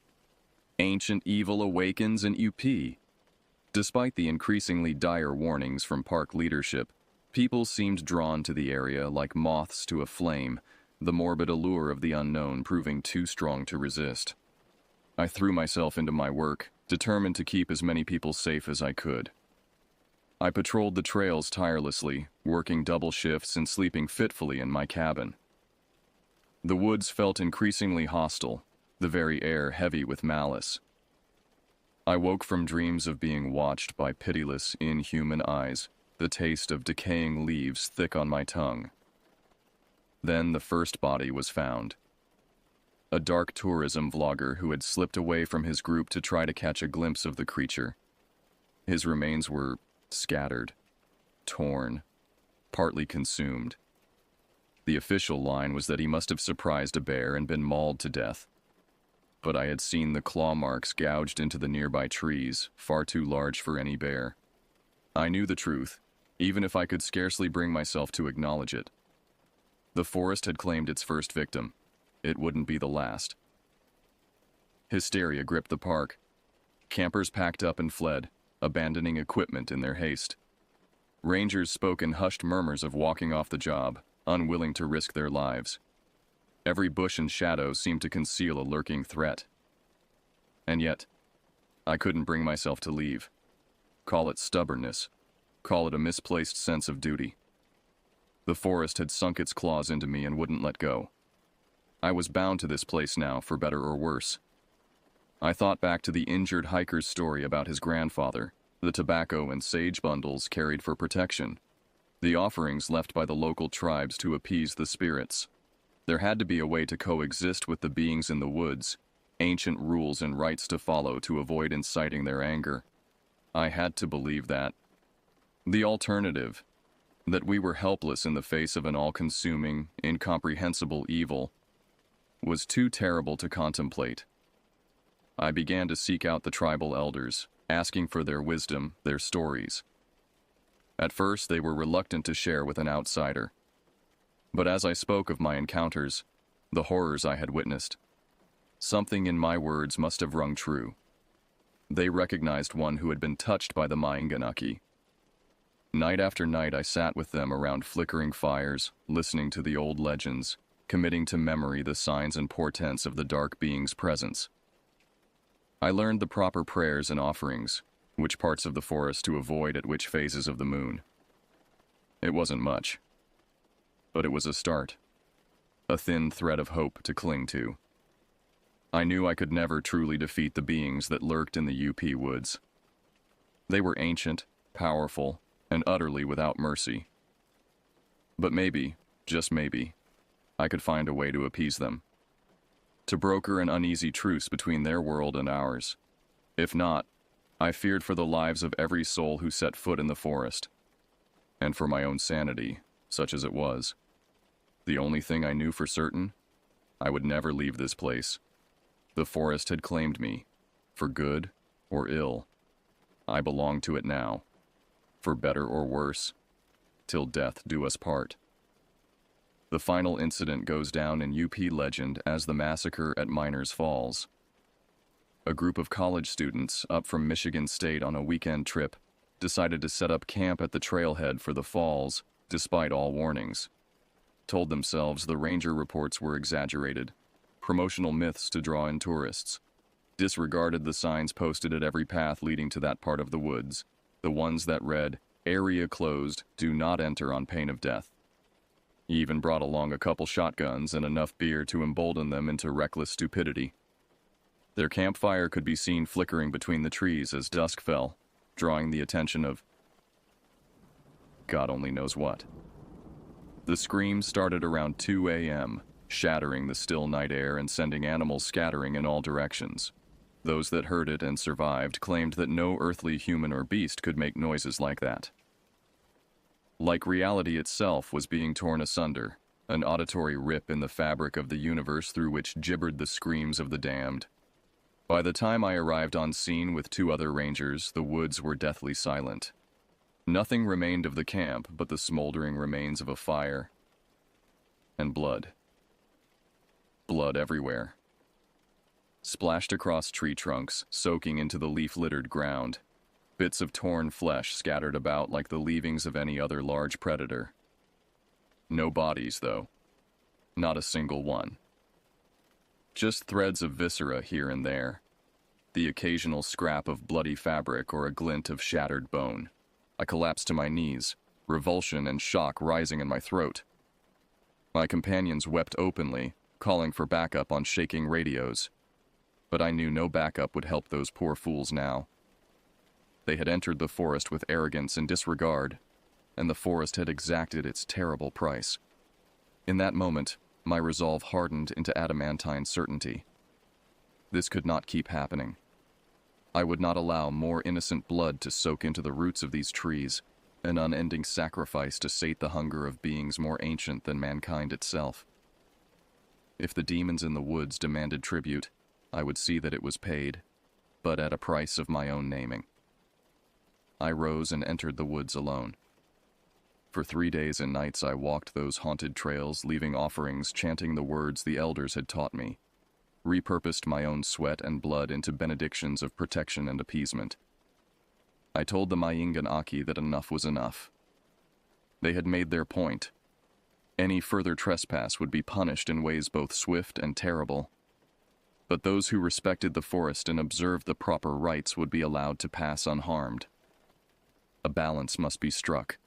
Madness, hubris, call it what you will. But I like to think that some force heard my words, acknowledged the compact I had struck. In the years since, those who heed the warnings and leave the required tributes have walked out of the UP woods unscathed. But the closed area signs remain. Because while the beings that lurk in the forest may tolerate us, they do not forgive. And they do not forget. As for me, I remain the steadfast warden of this uneasy truce, the guardian at the threshold between the world of men and the realm of nightmares. I walk the trails, tend the totems, and ensure the offerings are made. More than ever, the UP woods feel like home. I know the truth now, you see. For all our supposed dominion over the earth, humanity is still at the mercy of powers we can barely comprehend. The national parks may belong to the people, but the deep, dark heart of the forest will always belong to the Mayingan Aki, and so I remain, watchful, wary, wondering constantly if each new day will be the one where the ancient pact is broken, where the delicate equilibrium tilts towards chaos and slaughter once more. It's a hell of a thing, the mantles we choose to wear. But I suppose there are worse fates than being the ranger at the end of the world.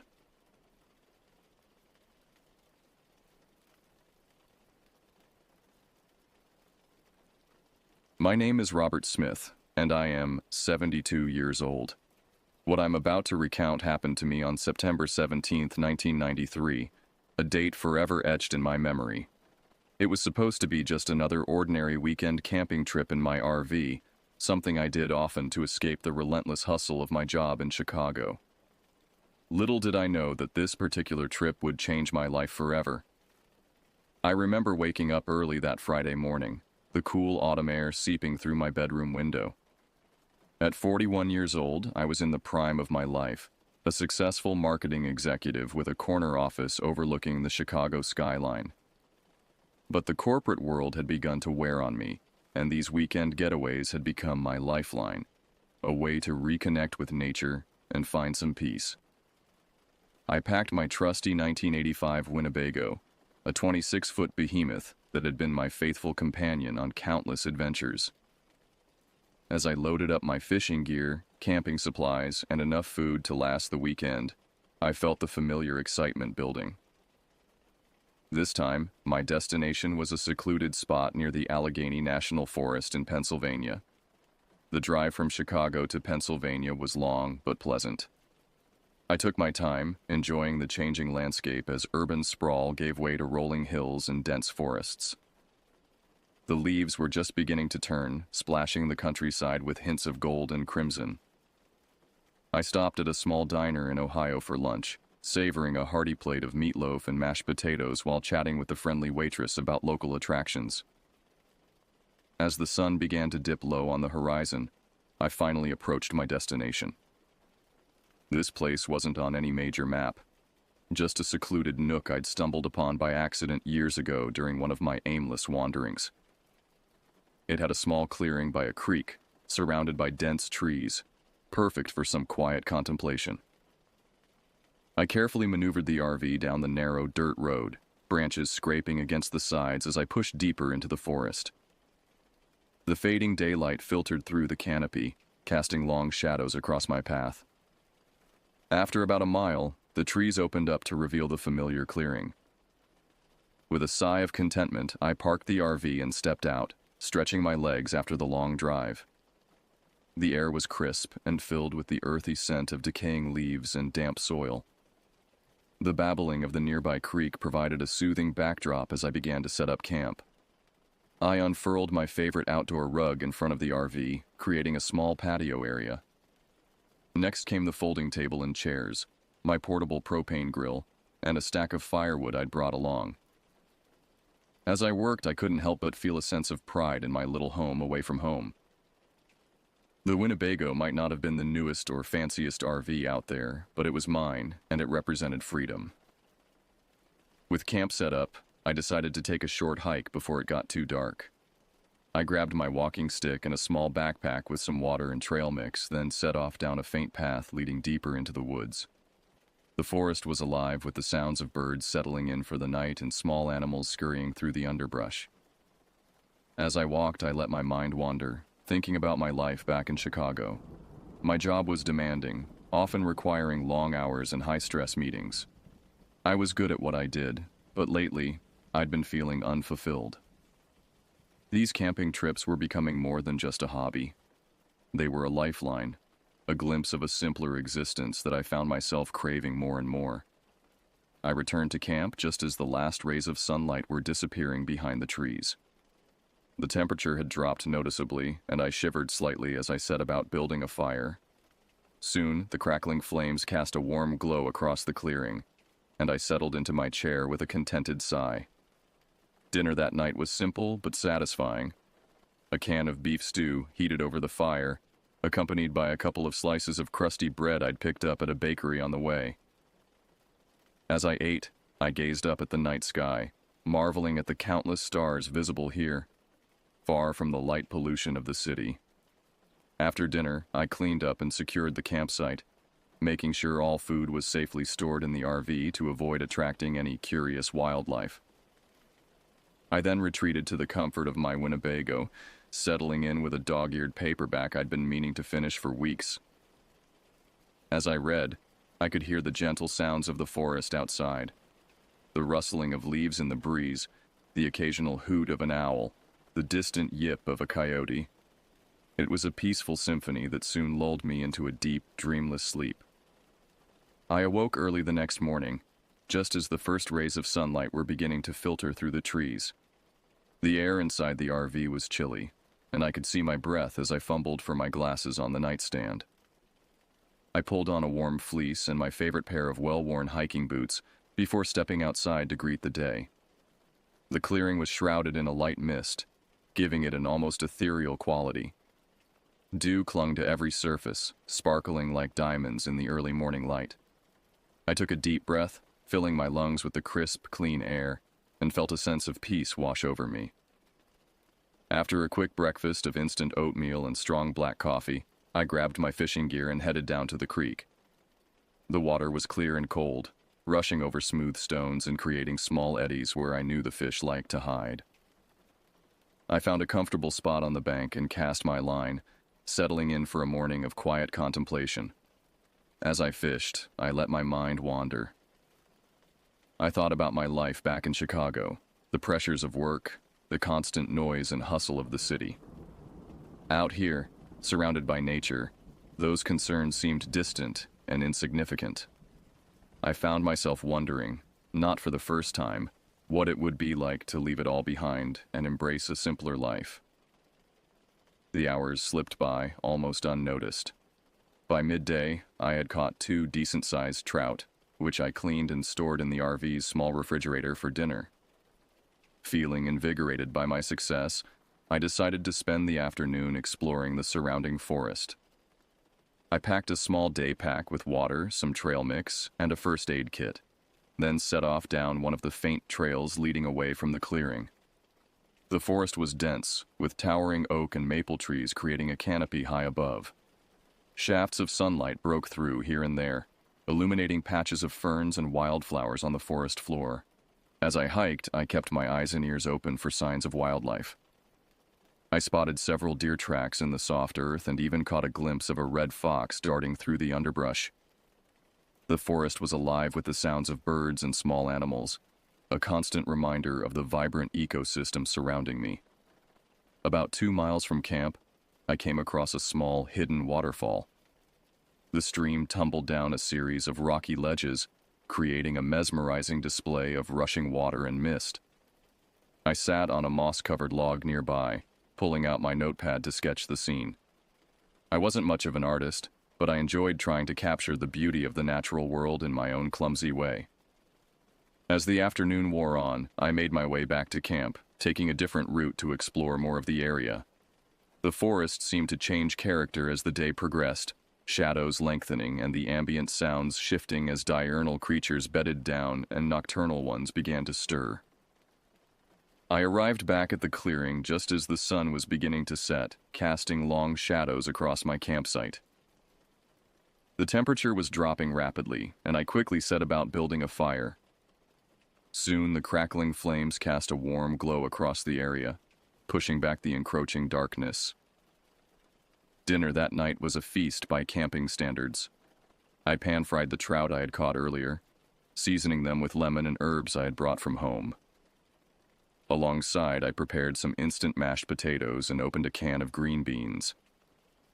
As I sat by the fire, savoring my meal and sipping a cold beer, I felt a deep sense of contentment.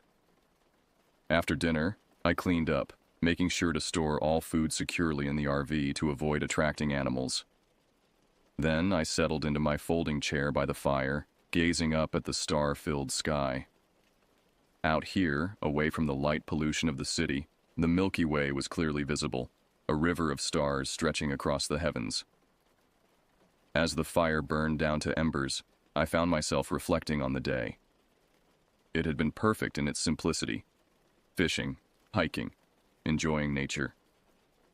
I thought about my job back in Chicago, the stress and pressure that seemed to consume my life.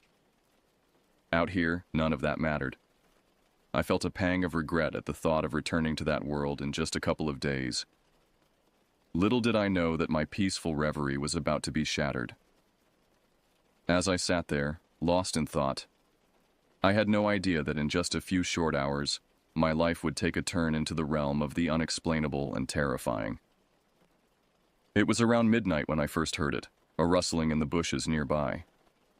At first, I dismissed it as nothing unusual, probably just a raccoon or a deer moving through the underbrush. The forest was full of nocturnal creatures, after all. I took another sip of my beer, enjoying the last remnants of warmth from the dying fire. But then I heard something else, a sound that made the hair on the back of my neck stand up. It was a low, distinct gurgling noise, unlike any animal I recognized. It sounded almost human, but distorted, as if someone was trying to speak through water. I sat up straighter in my chair, all senses suddenly on high alert. The gurgling sound came again, louder this time, and accompanied by the cracking of twigs as if something was moving through the forest towards me. My first thought was that someone might be in trouble. Perhaps a hiker had fallen into the creek and was struggling to call for help. Despite the growing sense of unease in the pit of my stomach, I knew I couldn't ignore a potential cry for help. I grabbed my flashlight from the table next to me, its weight reassuring in my hand. The beam cut through the darkness as I swung it towards the source of the sound, illuminating the underbrush and the trees beyond my campsite. "Hello?" I called out, my voice sounding unnaturally loud in the quiet forest. "Is anyone there? Do you need help?" There was no answer, just that persistent gurgling sound. It seemed to be coming from the direction of the creek, about 20 yards from where I stood. I took a deep breath, steeling my nerves, and started walking towards it. The forest seemed different at night, familiar landmarks transformed into looming shadows. My flashlight beam bounced off tree trunks and undergrowth, creating a tunnel of light through the darkness. With each step, the gurgling grew louder, interspersed now with a wet slapping sound that I couldn't identify. As I approached the creek, my light fell upon something that made me stop in my tracks. There, half submerged in the shallow water, was a small, overturned canoe.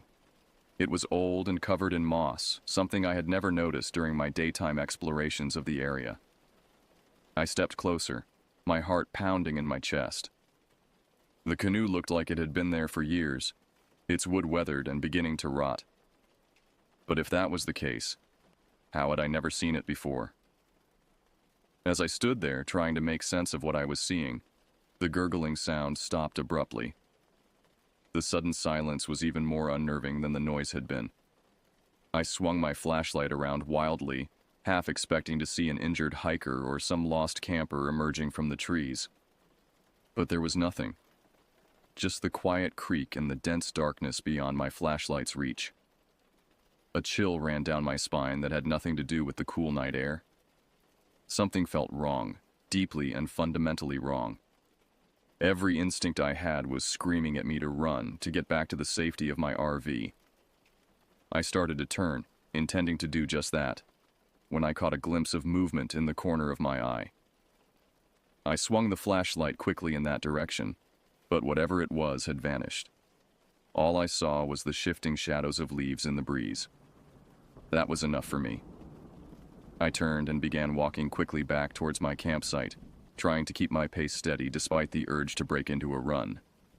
The forest seemed to close in around me, branches reaching out like grasping fingers, shadows deepening and shifting in ways that didn't seem natural. When I finally reached the clearing, I was out of breath, my heart racing. The campfire had burned down to just a few glowing embers, casting an eerie, faint light across the site. Without hesitation, I headed straight for my RV, locking the door behind me as soon as I was inside. I sat down heavily on the small sofa, trying to calm my ragged breathing. What had just happened? Was I letting my imagination run wild, spooked by unfamiliar sounds in the dark? Or had there really been something out there? Something that didn't belong in these woods? As I sat there, replaying the events in my mind, I couldn't shake the feeling that I was being watched. Every creak of the RV settling, every rustle of leaves outside, sent a fresh wave of unease through me. Sleep, I knew, would be a long time coming. Despite my racing thoughts and the lingering sense of unease, exhaustion eventually caught up with me. I must have dozed off at some point, because the next thing I knew, I was jolted awake by a sound that made my blood run cold, a rhythmic thumping on the side of the RV. At first, in my groggy state, I thought it might be a branch blown by the wind. But as I became more alert, I realized the sound was too regular, too deliberate. It was almost like someone, or something, was knocking. I sat up in my bunk, heart pounding so loud I was sure it must be audible outside the RV. The knocking continued, growing louder and more insistent with each passing second. It seemed to be moving, circling the vehicle, as if whatever was out there was testing for weak points. I reached for the baseball bat I kept next to my bed for protection, its solid weight providing a small measure of comfort. With my other hand, I fumbled for my flashlight, nearly dropping it in my nervousness.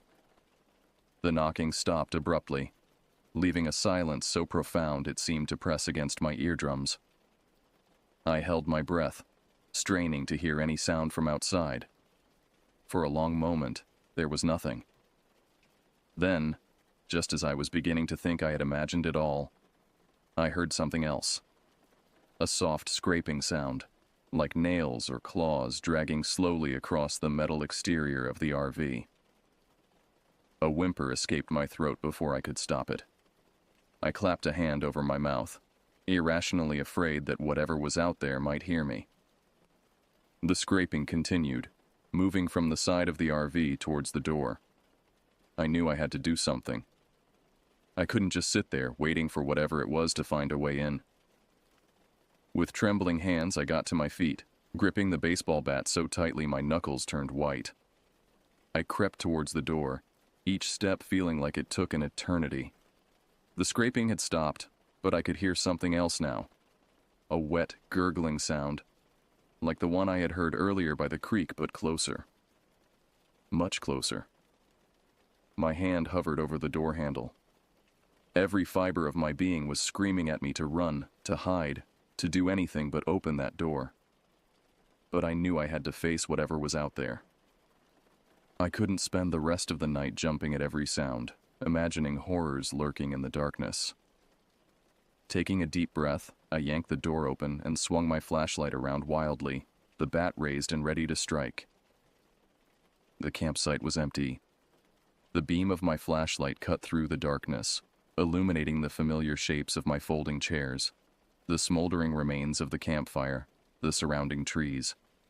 But there was no sign of any intruder, no monstrous shape lurking in the shadows.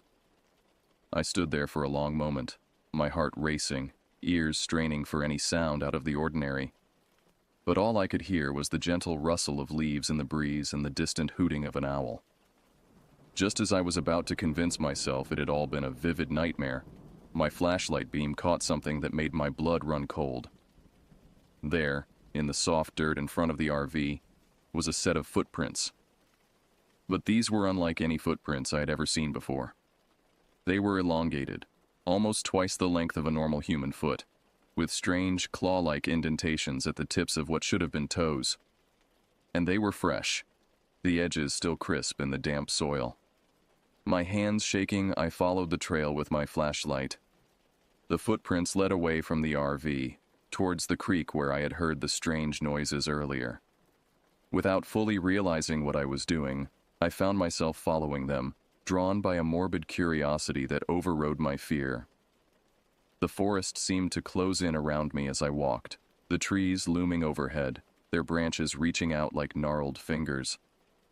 Every shadow seemed to hide some nameless horror, every rustle of leaves a potential threat. As I approached the creek, I saw something that made me stop in my tracks.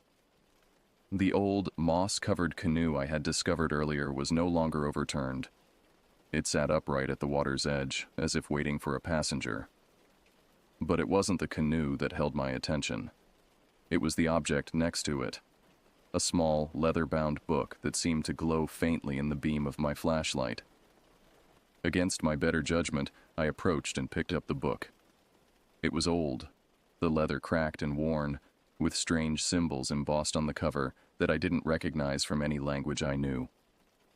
With trembling hands, I opened it. The pages were filled with dense, handwritten text in the same unfamiliar script, interspersed with drawings that made my skin crawl. There were sketches of creatures that couldn't possibly exist. Things with too many limbs, distorted features, and eyes that seemed to stare out from the page with malevolent intelligence.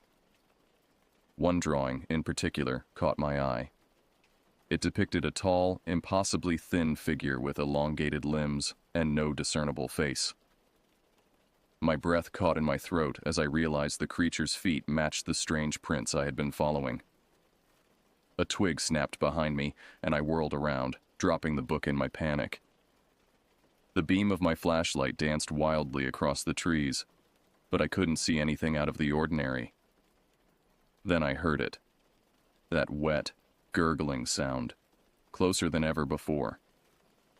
It seemed to be coming from just beyond the reach of my light, hidden in the shadows between the trees. I backed away slowly, my eyes darting from side to side, trying to catch a glimpse of whatever was out there. My foot hit something, and I nearly fell backward into the creek. It was the book I had dropped. Without thinking, I snatched it up and turned to run back to the RV. That's when I felt it. A cold, clammy hand grasping my ankle. I screamed and kicked out instinctively, my foot connecting with something solid.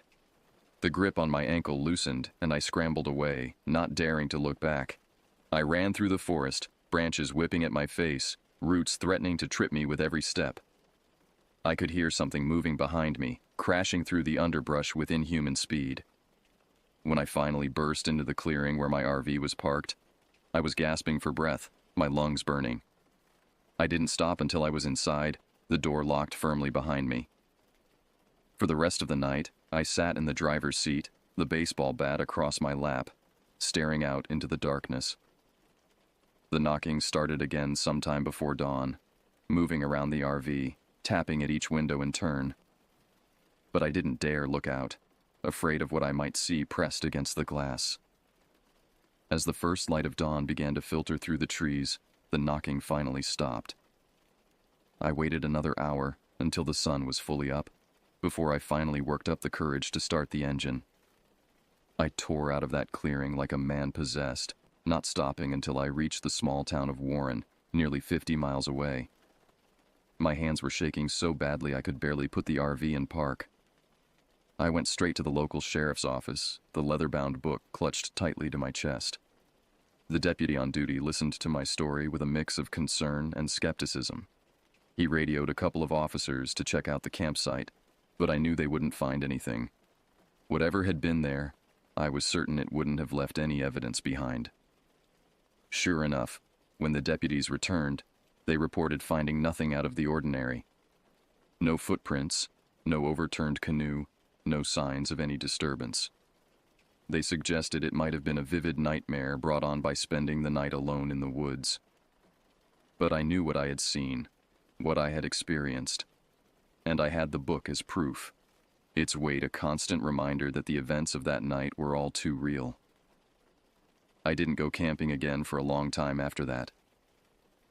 When I finally did, it was in well-populated campgrounds, surrounded by other people. But I never felt truly safe in the woods again. In the years that followed, I did extensive research into the area where I had camped. I discovered old legends about a creature known as the Pale Wanderer, said to haunt the forests of Pennsylvania. The descriptions matched what I had seen: a tall, emaciated figure with unnaturally long limbs and a face hidden in shadow. The book remained in my possession, a constant source of fascination and dread. I had it analyzed by experts in ancient languages and cryptography, but no one could decipher its contents. The symbols seemed to shift and change when examined too closely, and several researchers reported vivid nightmares after prolonged exposure to the text. Now, nearly 3 decades later, I still wake up some nights in a cold sweat. the memory of that gurgling sound echoing in my ears. I've long since moved to the city, trading the quiet of nature for the comforting buzz of constant human activity. But sometimes, when the wind blows just right, I catch a whiff of damp earth and decaying leaves. And for a moment, I'm back in those woods, with something unnatural lurking just beyond the reach of my flashlight. I don't know if what I encountered that night was some undiscovered creature, a ghost, or something beyond human understanding. But I do know this. There are things in this world that defy explanation. Things that lurk in the dark corners of the wilderness, waiting for unwary travelers to stumble upon them. And if you ever find yourself alone in the woods, hearing strange noises in the night, remember my story.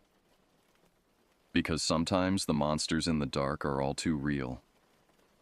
As I sit here in my apartment in downtown Chicago, the leather-bound book rests on my desk, a constant reminder of that fateful night. I've often thought about destroying it, burning it to ashes and scattering them to the wind. But something always stops me. Perhaps it's the fear that destroying the book might somehow summon whatever creature it's connected to.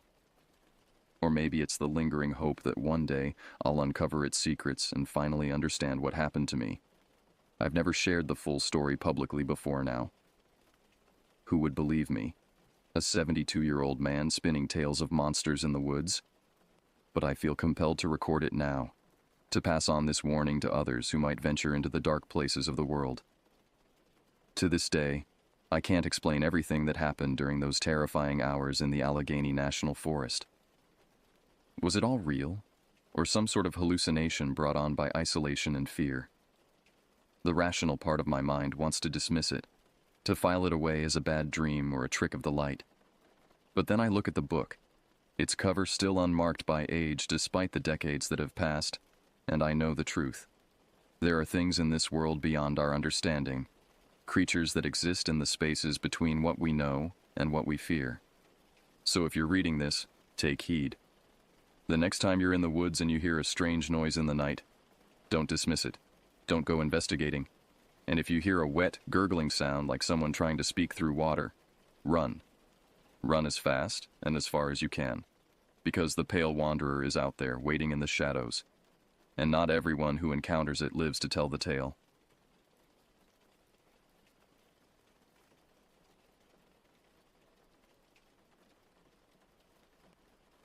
The October air bit through my jacket as I settled into my tree stand at 4 in the morning. I'd been hunting these woods for 15 years, knew every trail, every clearing, every spot where deer liked to bed down. My name's Michael, and at 38 I thought I'd seen everything these woods had to offer. God knows I was wrong about that. The morning passed slow and cold. I watched squirrels chase each other through the canopy, listened to turkeys calling from the ridge. Normal forest sounds. By noon, I'd eaten both sandwiches I'd packed and was starting to wonder if this would be one of those empty-handed days. Then around 3:30, just when the light started taking on that golden quality, I spotted movement through the trees. A buck, decent size, picking his way through the undergrowth about 80 yards out. My hands moved on muscle memory, rifle up, safety off, crosshairs steady on his shoulder. The shot rang out clean and true. He dropped where he stood, maybe took 2 steps before his legs gave out. I waited 20 minutes before climbing down, giving him time to expire fully. No sense rushing things. The walk to where he lay took longer than expected. The afternoon shadows were already stretching long between the trees, and I realized with a start that I'd been in my stand for nearly 12 hours. My legs protested as I knelt beside the deer, a solid 5-pointer, probably close to 200 pounds dressed out.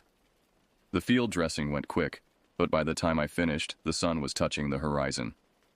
That's when the first twinge of worry hit me. 5 miles back to my truck, and darkness coming fast.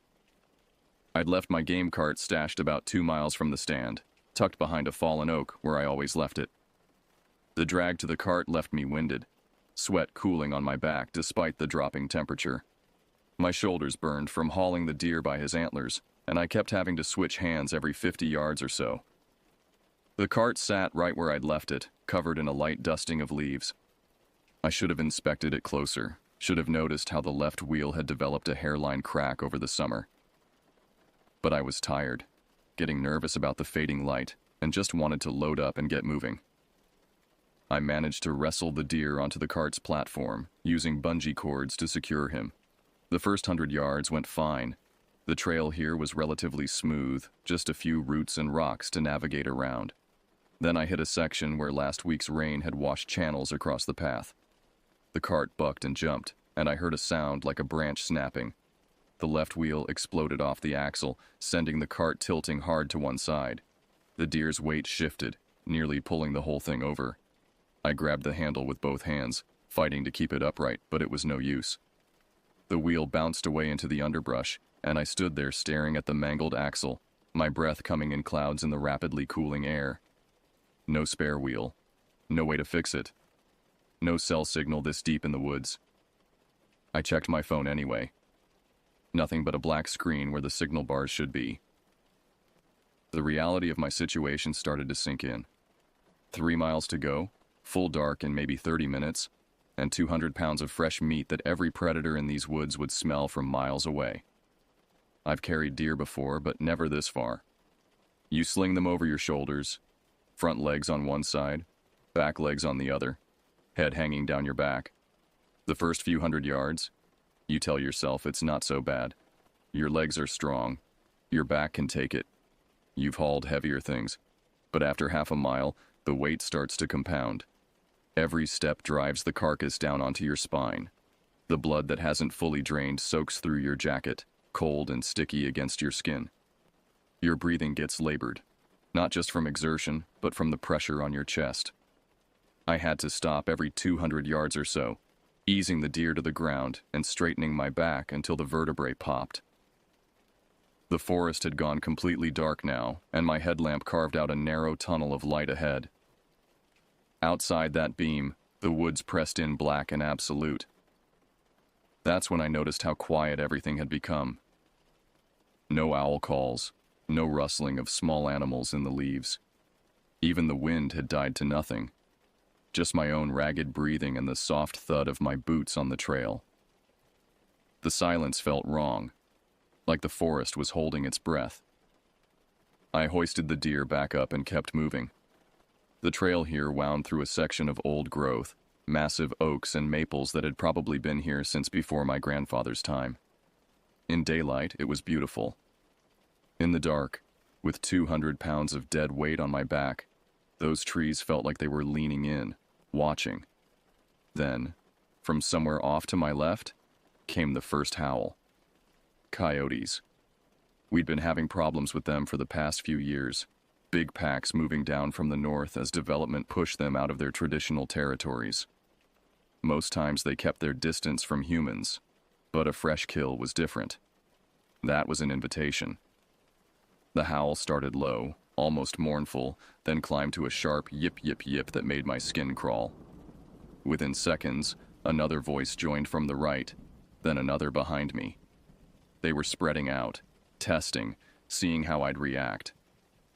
I picked up my pace, ignoring the fire in my legs and the way the deer's weight made each step a struggle. The trail dipped here, heading down toward the marshy area I'd have to cross before hitting the last climb to the road. My headlamp beam wavered as I half jogged, half stumbled down the slope. More howls now, closer. I could hear them moving through the underbrush, not even trying to be quiet about it. Branches snapping, leaves rustling. They were keeping pace with me, maybe 30 yards out on either side. My right hand found the handle of the hatchet on my belt, though what good that would do against a whole pack, I didn't want to think about. The howling suddenly stopped, and somehow that was worse. Now I could hear them breathing, hear the soft pad of paws on leaves. My headlamp caught pairs of eyes reflecting green in the darkness. 1 set, 2, 5, 8. They were all around me now, tightening the circle with each step I took. I tried to remember everything I'd read about coyote behavior. Don't run. That triggers the chase instinct. Make yourself big and loud. But how do you look big with 200 pounds of deer on your back? How do you shout threats when you can barely breathe? The ground went soft under my boots, and I knew I'd reached the edge of the swamp. In spring, this whole area flooded. Now, in October, it was a maze of mud, standing water, and grass hummocks that could turn an ankle or swallow a boot. In daylight, you picked your way careful, testing each step. In the dark, pursued by predators, it was a nightmare. My first step sank ankle-deep in black mud that reeked of decay. The deer's weight drove me deeper, and for a terrifying second, I thought I'd stick fast. I wrenched my foot free with a wet sucking sound and stumbled forward, trying to find solid ground. The coyotes had reached the swamp edge too. I could hear them splashing, whining with frustration as they hit the deeper water. But they didn't stop. They knew the land better than I did, knew the solid paths through the mire. While I floundered and crashed through the muck, they moved like ghosts, appearing and disappearing in my headlamp beam. Water seeped through my boots, ice cold and thick with mud. The deer on my back felt like it had doubled in weight, driving me down with each struggling step. My headlamp flickered, water in the connections, or maybe the batteries starting to fail. The thought of being out here in total darkness made my stomach clench. A coyote materialized directly in front of me, maybe 15 feet away. Bigger than any coyote had a right to be, ribs showing through matted fur, eyes reflecting that sick green light. It didn't attack, just stood there, head low, lips pulled back from yellowed teeth. Waiting. They were all waiting, letting the swamp do their work for them, wearing me down step by muddy step. I drew the hatchet with my free hand, the other still gripping the deer's legs. "Get back!" My voice came out as barely more than a wheeze. The coyote tilted its head, almost like it was laughing at me. Then it melted back into the darkness, and I pushed forward through the sucking mud. Halfway through the swamp, my strength started to fail. My legs shook with each step, muscles cramping from the constant strain. The deer felt like it was made of lead, crushing down on my spine until I could barely stand upright. But stopping here meant sinking into the mud, meant giving the pack the opening they were waiting for. They were getting bolder. One darted in from the left, snapping at the deer's hanging head before dancing back out of hatchet range. Another circled behind, so close I could smell its wet dog stench over the swamp rot. They were testing, probing, looking for the moment when I'd finally collapse. My headlamp chose that moment to die completely. The darkness slammed down like a physical weight. No moon, no stars through the canopy, just absolute black. I froze, heart hammering, trying to get my bearings. The coyotes went silent too, probably as surprised as I was. Then I heard them moving again, splashing through the water, circling tighter. I forced myself to move, navigating by feel and memory. Mud, water, the occasional solid spot. The fence line should be ahead somewhere, maybe another 100 yards. If I could reach that, get over it, maybe they'd give up. Maybe. Something bumped against my leg. Not an attack, just a brushing past, letting me know how close they were. My free hand swung the hatchet in a wild arc, hitting nothing but air. They were playing with me now, running me like they'd run a deer, waiting for exhaustion to drop me. Then my boot hit something solid. Not mud, not water, gravel. The old logging road that ran along the fence line. I'd made it through the swamp. The fence loomed up out of the darkness, a deeper black against black. Chain link 8 feet high, topped with barbed wire.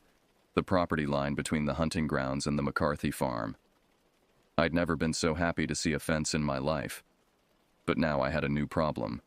How to get over it with 200 pounds of dead weight and a pack of coyotes snapping at my heels. They sensed the trap too, the dead end I'd walked into. The splashing behind me intensified, multiple animals rushing forward. No more time for thinking. I grabbed the fence with both hands, deer still on my back, and started climbing. The chain link bit into my fingers, already numb from cold and exertion. The deer's weight pulled me backward, threatening to tear me off the fence. Behind me, jaws snapped where my legs had been a second before. A coyote hit the fence hard enough to shake the whole section, its weight making the metal sing. Somehow, I got a leg over the top, barbed wire tearing through my pants and into flesh. The pain gave me the last burst of adrenaline I needed. I hauled myself over, deer and all, and let gravity take us. The landing drove all the air from my lungs, sent lightning through my knees and back. The deer rolled off me, and I scrambled for my dropped hatchet, sure the pack would be over the fence in seconds. But they didn't come. I heard them hitting the fence, claws scrabbling on metal, frustrated whines and snarls. But they didn't come over. Whether it was the height, the barbed wire, or some invisible boundary they wouldn't cross, I didn't know and didn't care. I lay there in the gravel, gasping, feeling blood seep from the cuts on my leg. Safe. Somehow, impossibly safe. I must have passed out because the next thing I knew, someone was shining a flashlight in my face. I came up swinging, still clutching the hatchet, before my eyes focused on the uniformed figure standing over me. Department of Natural Resources. Officer James Mitchell, according to his name tag. Young guy, maybe mid-20s, looking at me like I'd crawled out of a nightmare. Which I suppose I had. Sir? Sir, are you all right? Can you tell me your name? It took 2 tries to get my voice working. Michael Porter. I have permits, deer tags, in my wallet. He glanced at the deer lying beside me, at the blood on my clothes, the tears in my pants. Sir, have you been out here all night? I managed to tell him the story, or at least the parts that made sense. The broken cart, the long carry, the coyotes. He listened, his expression shifting from concern to something like awe. When I finished, he let out a low whistle. That's quite a night. You sure you're not hurt? Those cuts look pretty deep.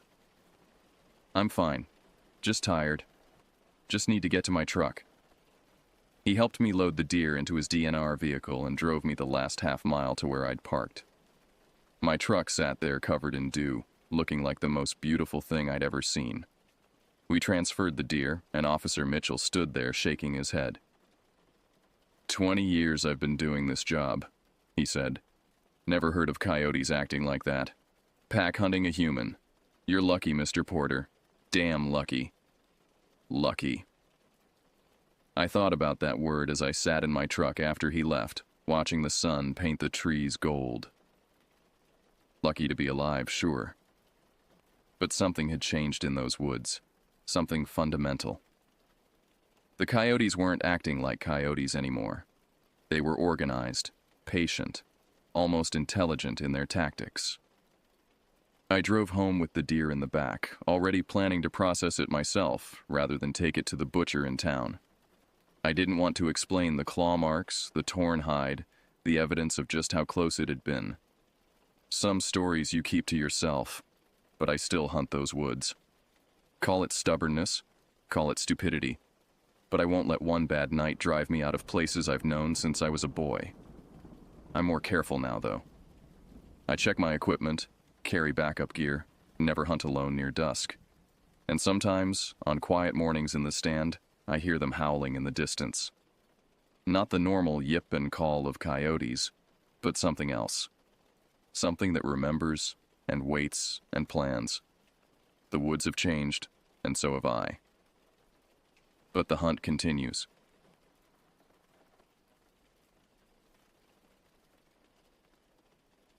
The grandfather clock in my living room struck 1:30, its deep chimes echoing through the empty house. I jerked awake from where I dozed off at my kitchen table, red pen still clutched in my cramped fingers, a stack of 7th grade history essays scattered before me like fallen leaves.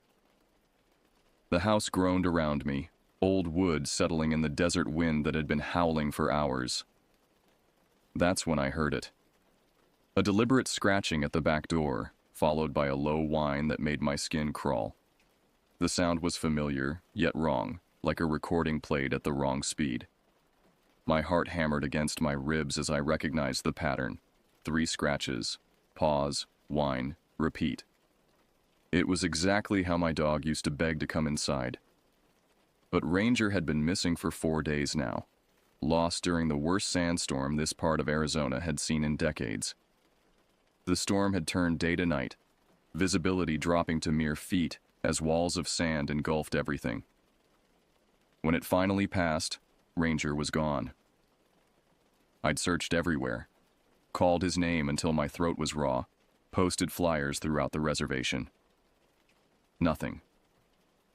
I stood slowly, my chair scraping against the linoleum floor with a screech that seemed unnaturally loud.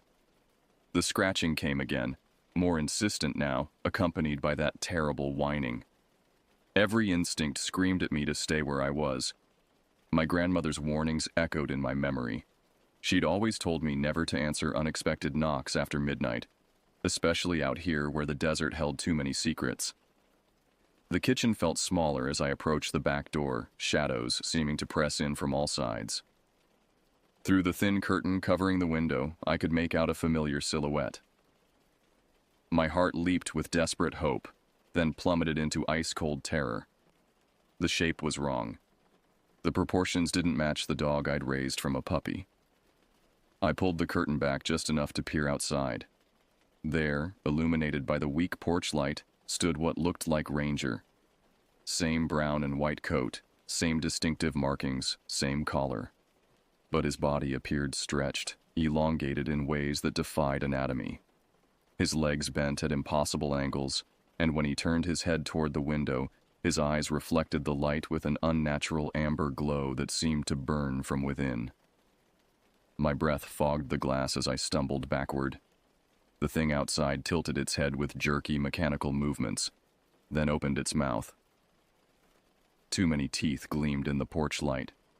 Sharp, yellowed fangs that belonged in no dog's mouth.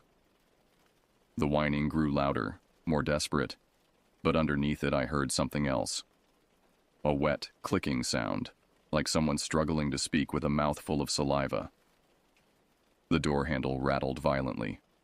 Once, twice, then a sustained attack that made the entire frame shake. I grabbed my phone with trembling fingers, nearly dropping it twice before managing to dial 911. The rings seemed to last forever. 911, what's your emergency? Something's outside my house, I whispered, afraid to speak louder. It looks like my dog, but it's not. Please send someone. What's your address, sir? I gave her my location, my voice barely audible over the renewed scratching and that horrible whining. Above me, something began walking across the roof. Slow, deliberate footsteps that creaked the old metal sheeting. Each step sent vibrations through the house, and I realized with growing horror that whatever was up there was far heavier than any dog should be. Officers are en route.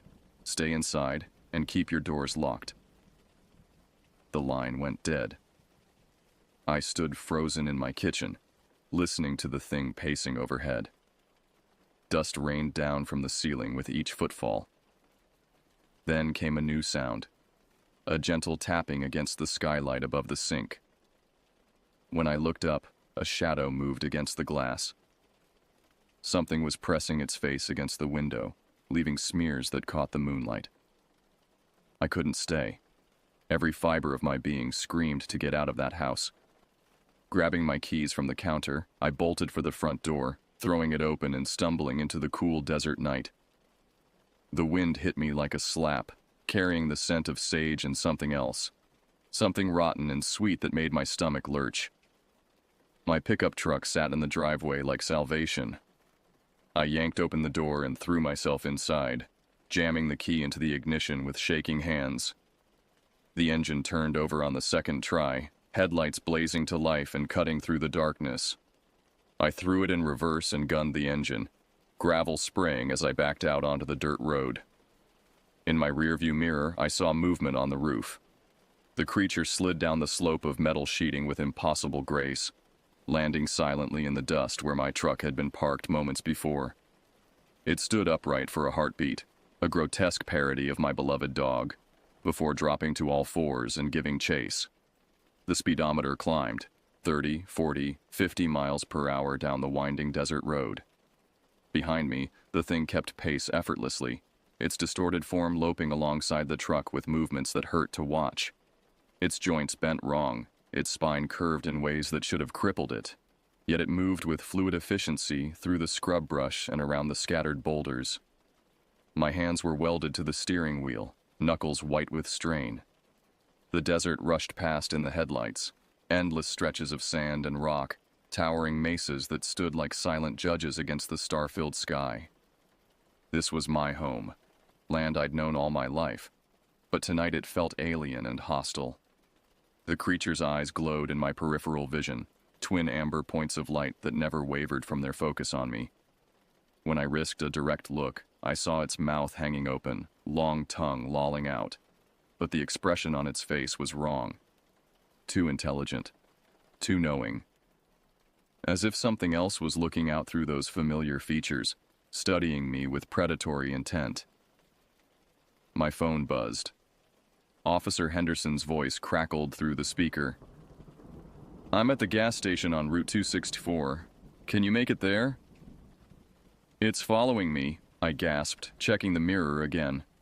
The creature had fallen back slightly but was still there, still running with that horrible fluid grace. "It won't stop. Just keep driving. Don't slow down for anything." The lights of town appeared ahead like a beacon. The gas station's fluorescent floods turned the parking lot into a pool of harsh white light that felt like sanctuary after the oppressive darkness of the desert.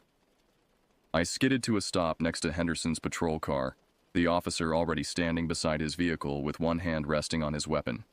As I climbed out of my truck on unsteady legs, I looked back toward the darkness I'd escaped.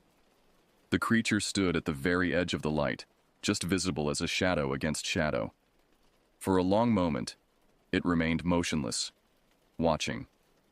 Then it turned and melted back into the night, disappearing so completely it might never have been there at all. Henderson approached slowly, his eyes scanning the desert beyond the lights. "I saw it," he said quietly.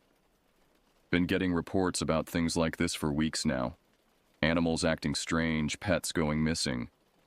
He paused, studying my face. "This isn't the first time." Dawn came gray and reluctant, the sun struggling to penetrate a layer of dust that still hung in the air from the recent storm. Henderson and I sat in the diner on Main Street, the only customers at this early hour, nursing coffee that tasted like it had been brewing since yesterday. My hands shook as I lifted the cup to my lips. "There's an old mine shaft about 5 miles north of your place," Henderson said, unfolding a topographic map on the sticky table between us. "Been abandoned since the 70s. If that thing has made some kind of den out there." He didn't finish the thought, but I understood.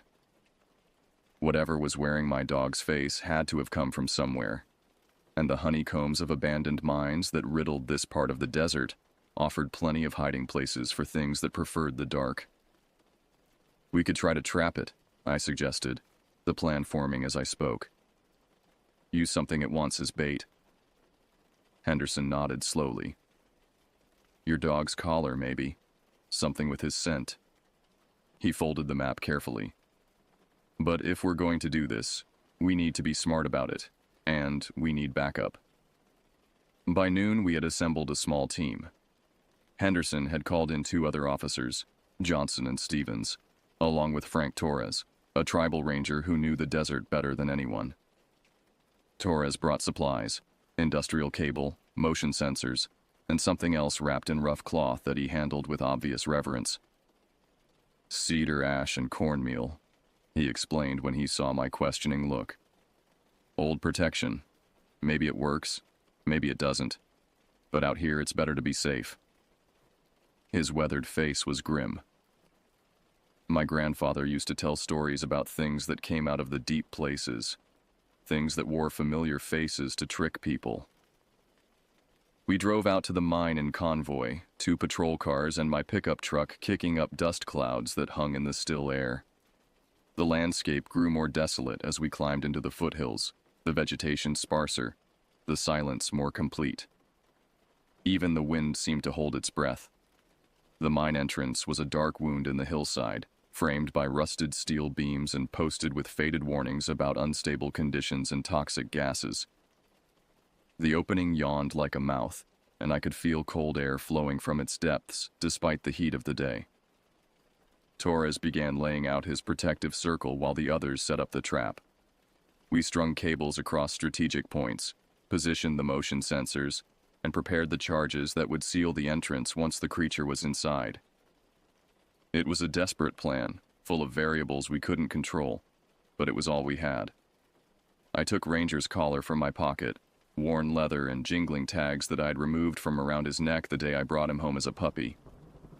The metal was warm from my body heat, and for a moment I could almost smell his familiar doggy scent. My throat tightened as I hung it from a length of chain near the mine entrance, the tags chiming softly in the breeze. "It'll come," Torres said with quiet certainty. "Things like this, they're drawn to what they've touched, what they've taken." He looked at me with eyes that had seen too much. "Your dog, the real one, he's gone. What's coming for us now is something else wearing his shape." We took positions among the rocks and scrub brush, each of us armed and connected by radio. The sun climbed higher, turning the desert into a furnace, but I barely felt the heat. Every nerve was stretched tight. Every shadow might hide our quarry. The collar swayed gently in the breeze, its tags catching the light and sending tiny flashes across the hillside. Hours passed. Johnson reported movement twice, but both times it turned out to be nothing more than tumbleweeds blown by the wind. My water bottle emptied and Henderson passed me another. The taste was metallic, contaminated by the adrenaline that had been coursing through my system since the night before. "Contact." Stevens's voice crackled through the radio. "Something moving up the wash, maybe 200 yards out." I raised my binoculars and scanned the terrain. At first I saw nothing but heat, shimmer, and rock. Then movement caught my eye. A four-legged shape picking its way carefully between the boulders, staying in the shadows where possible. Even at this distance, I could see that something was wrong with its gait. It moved like an animal with broken bones that had healed incorrectly, all wrong angles and compensating lurches. "That's it," I whispered into my radio. The creature approached slowly, cautiously, as if it sensed the trap. It paused frequently to test the air, head swiveling back and forth with mechanical precision. When it reached the perimeter of Torres's protective circle, it stopped completely, hackles rising. For long minutes, it paced back and forth at the invisible barrier, occasionally reaching one paw forward only to snatch it back as if burned. Its frustration was obvious in every line of its distorted body. The whining started then, that horrible sound I remembered from the night before, but amplified and more desperate. "It can't cross the line," Torres murmured with satisfaction. "The old ways still have power." But even as he spoke, the creature was testing other approaches. It circled the mine entrance, always staying just outside the circle, looking for weaknesses. Its eyes, those horrible amber lights, never stopped moving, cataloging every detail of our trap. Then it began to change tactics. The whining shifted in pitch and tone, becoming more recognizably dog-like. It sat back on its haunches and tilted its head in a gesture so perfectly like Ranger that my heart clenched. When it opened its mouth, the sound that emerged was a perfect imitation of my dog's bark. The same cadence, the same pitch, the same urgent quality he used when he wanted inside during a storm. "Don't listen," Henderson warned. "Don't let it get in your head." But it was too late. Despite everything I'd seen, despite knowing what this thing really was, part of my mind seized on that familiar sound. What if I'd been wrong? What if this really was Ranger, injured and confused but still my loyal companion? What if the strange proportions were just tricks of shadow and distance? The creature seemed to sense my wavering resolve. It approached the circle's edge again, moving with exaggerated care, limping slightly as if hurt. Its whining took on a pleading quality that tore at my heart. When it looked directly at me across the distance, its eyes seemed less alien, more like the trusting gaze I remembered. It's not him, Torres said firmly, as if reading my thoughts. Whatever your dog was, this thing ate that up and is wearing what's left like a costume. The creature's performance continued for nearly an hour. It whimpered and pawed at the invisible barrier, its eyes never leaving me. Several times it seemed to give up, turning away and taking a few steps into the desert before circling back with renewed determination. The afternoon sun beat down mercilessly, but I barely noticed the heat. "This isn't working," Johnson said over the radio. "We can't wait here forever." He was right. We were running out of daylight, and I could see storm clouds building on the horizon. Another sandstorm that would give the creature perfect cover to escape. We needed to force its hand. "I'm going to break the circle," I announced, starting to rise from my hiding place. "No!" Torres's voice was sharp with alarm. "That protection is the only thing keeping it from rushing us all at once." But I was already moving, picking my way down the slope toward the mine entrance. The creature's head snapped toward me immediately, its entire posture changing from pleading to predatory in an instant. The mask of canine confusion fell away, revealing something cold and calculating underneath. As I approached the circle's edge, the thing began to pace faster, its movements becoming more agitated. The whining stopped, replaced by a low growling that raised every hair on my arms. When I reached the boundary marked by cedar ash and cornmeal, I hesitated. "Come on, boy," I called softly, using the same tone I'd always used with Ranger. "Come home." The creature's response was immediate and terrifying. It reared up on its hind legs, revealing its true size, nearly 7 feet tall when fully extended. Its forelegs, elongated and wrong, stretched toward me with desperate hunger. The face that had seemed so familiar from a distance was revealed in horrible detail. Muzzle stretched too long, jaw unhinged like a snake's, eyes that burned with an intelligence no animal should possess. It spoke then, in a voice that was almost human, but not quite. "Home," it said, the word mangled by its deformed mouth. "Home. Hungry. Home." I stumbled backward, my mind reeling. This thing could talk. Whatever it was, wherever it had come from, it had absorbed more than just my dog's appearance. It had somehow consumed his memories, his understanding of human speech and emotion. "Now!" Henderson's voice cut through my shock.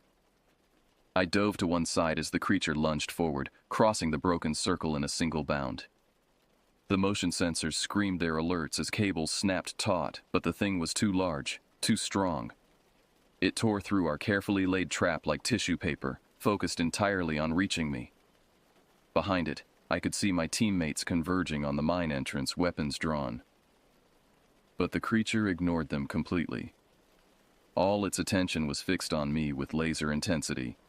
It landed heavily, rolled, and came up running with that horrible fluid grace. I ran for the mine shaft, hoping to lead it into the trap. Behind me, I could hear its claws scrabbling on rock, its labored breathing that sounded too much like laughter. The entrance loomed ahead, a pool of absolute darkness that promised either salvation or doom. At the last second, I threw myself to one side. The creature, unable to stop its momentum, plunged into the mine shaft with a howl of rage that echoed from the depths. Torres was already at the detonator, his weathered hands steady on the trigger. "Fire in the hole!" he shouted. The explosion shook the entire hillside, sending up a cloud of dust and debris that blocked out the sun. When it cleared, the mine entrance was gone, sealed beneath tons of fallen rock. The silence that followed was so complete it seemed to press against my eardrums. We stood in the settling dust, staring at the pile of rubble that had once been a mine entrance. The silence stretched on, broken only by the distant rumble of approaching thunder. The storm clouds that had been building all afternoon were nearly overhead now, promising another night of wind and sand. "Is it over?" Johnson asked, his voice barely above a whisper. Henderson approached the collapsed entrance, kicking at loose stones with the toe of his boot. "Hard to say. These old mines go deep, connect to each other underground. If that thing survived the blast. He didn't finish the thought, but we all understood. The desert was riddled with abandoned shafts and forgotten tunnels. We might have sealed one entrance, but there were dozens of others scattered across the region. Torres began gathering up his supplies, carefully collecting the remaining cedar ash and cornmeal. The protection won't last forever, he said grimly. These old barriers, they need to be renewed, maintained. And that thing, it was smart. It learned from this encounter. As we packed up our equipment, I found myself staring at Ranger's collar, still hanging from its chain near what had been the mine entrance. The tags caught the last rays of sunlight, sending tiny rainbows across the rubble. I should have felt relief, or satisfaction, or something approaching closure. Instead, I felt hollow, scraped clean by the day's events. We need to set up a monitoring system, Henderson said as we walked back to the vehicles. Motion detectors, cameras, regular patrols. If there are more of these things, there are. Torres interrupted. My grandfather's stories. They talked about whole packs of them. Things that came up from the deep places when the barriers got weak, when people forgot the old protections. He looked at each of us in turn. This was just one, and now it knows we're watching. The drive back to town was silent, each of us lost in our own thoughts. The storm hit just as we reached the outskirts, turning day to night in minutes. Sand whipped across the road, reducing visibility to mere feet. I had to lean forward over the steering wheel, following the taillights of Henderson's patrol car like a lifeline. By the time I reached home, the storm was in full fury. My house looked small and vulnerable against the wall of wind and sand, windows glowing like eyes in the darkness. I sat in my truck for a long moment, engine running, reluctant to make the dash to my front door. When I finally made it inside, the house felt different. Not threatening exactly, but changed somehow, as if the events of the past 2 days had altered its very structure. I checked every window, every door, making sure the locks were secure. Then I scattered fresh cedar ash across all the thresholds, muttering a prayer my grandmother had taught me decades ago. The storm raged all night, rattling windows and shaking the walls. I didn't sleep, couldn't even close my eyes without seeing that horrible, elongated face, those burning amber eyes. Instead, I sat at my kitchen table, cleaning my rifle and listening to the wind howl like voices calling from the deep desert. 3 weeks passed quietly. The sealed mine became a local landmark of sorts, marked with official hazard signs and unofficial warnings scratched into nearby rocks. Henderson increased patrols in the area, and Torres conducted regular inspections of his protective barriers. For a while, it seemed like our desperate plan had actually worked. I returned to my normal routine, teaching history to 7th graders, grading papers, trying to pretend that the world made sense again. But the desert had changed for me. What had once felt like home now seemed full of hidden threats, shadows that might conceal watching eyes, sounds that could be something more than wind through sagebrush. My students noticed the change. Where I had once been patient and encouraging, I became sharp-edged and easily startled. When Timothy Rodriguez asked about local Native American legends for his report, I found myself giving him a lecture about the dangers of disturbing things that should be left alone, my voice rising until the entire class was staring at me in silence. The first sign that our victory had been temporary came on a Tuesday evening. I was cooking dinner when I heard scratching at the back door. The same deliberate pattern that had started it all. My blood turned to ice as I set down my spatula and approached the window. Nothing there. Just wind and shadows. But when I checked the next morning, I found scratches in the wood around the door frame. Fresh gouges that went deep into the timber, made by claws far larger than any dog possessed. The pattern was different this time, more aggressive, angrier. Whatever had made those marks was no longer content to simply ask for entry. I called Henderson immediately.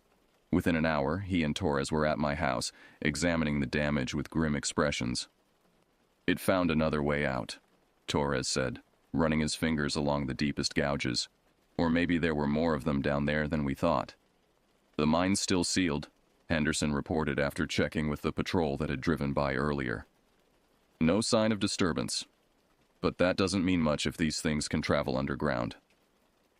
We spent the afternoon reinforcing my defenses. Fresh barriers went up around the entire property, stronger and more complex than the simple circle Torres had used at the mine. Motion-activated floodlights were installed, along with a direct radio link to the sheriff's department. By evening, my modest home looked like a fortress under siege. That night, I sat in my living room with all the lights on, rifle across my knees, waiting. The desert was unusually quiet. No coyotes calling, no rustle of small animals in the brush. Even the ever-present wind had died to nothing, leaving an oppressive silence that seemed to press against the windows. At exactly 3:17 a.m., every motion detector triggered at once. The floodlights blazed to life, turning my yard into a harsh landscape of light and shadow. But I saw nothing moving, no creature caught in the illumination. Just empty desert stretching away into darkness. Then I heard breathing. Not my own rapid, frightened gasps, but something else. Slow, deliberate inhalations and exhalations that seemed to come from the walls themselves. The sound moved around the house's perimeter, sometimes close, sometimes distant, always just beyond the reach of the lights. I keyed my radio with trembling fingers. Henderson, it's here. On our way. Stay inside. Stay calm. But calm was impossible. The breathing was getting closer, and now I could hear something else mixed with it. A low humming sound, almost musical. It took me several terrified minutes to recognize it as a lullaby my grandmother used to sing, the melody perfectly reproduced, but emanating from a throat never meant for human songs. The humming stopped abruptly. In the sudden silence, I heard a new sound, the gentle tinkling of metal tags, like a dog collar, swaying in a breeze that didn't exist. Henderson and his backup arrived within minutes, but by then the creature had vanished again. We found tracks this time, not the familiar paw prints of a dog, but something else entirely. The impressions were roughly circular, about the size of a dinner plate, with marks around the edges that might have been claws or something worse. These don't match anything in the wildlife identification guides, Henderson said, shining his flashlight on the clearest print. And they're fresh, can't be more than an hour old. Torres knelt beside the tracks, studying them with the intense focus of a man reading a language older than words. When he finally looked up, his expression was troubled. It's learning, he said quietly. Adapting. The first time we saw it, it was still mostly wearing your dog's shape, trying to fool us with familiar forms. Now it's becoming something else, something new.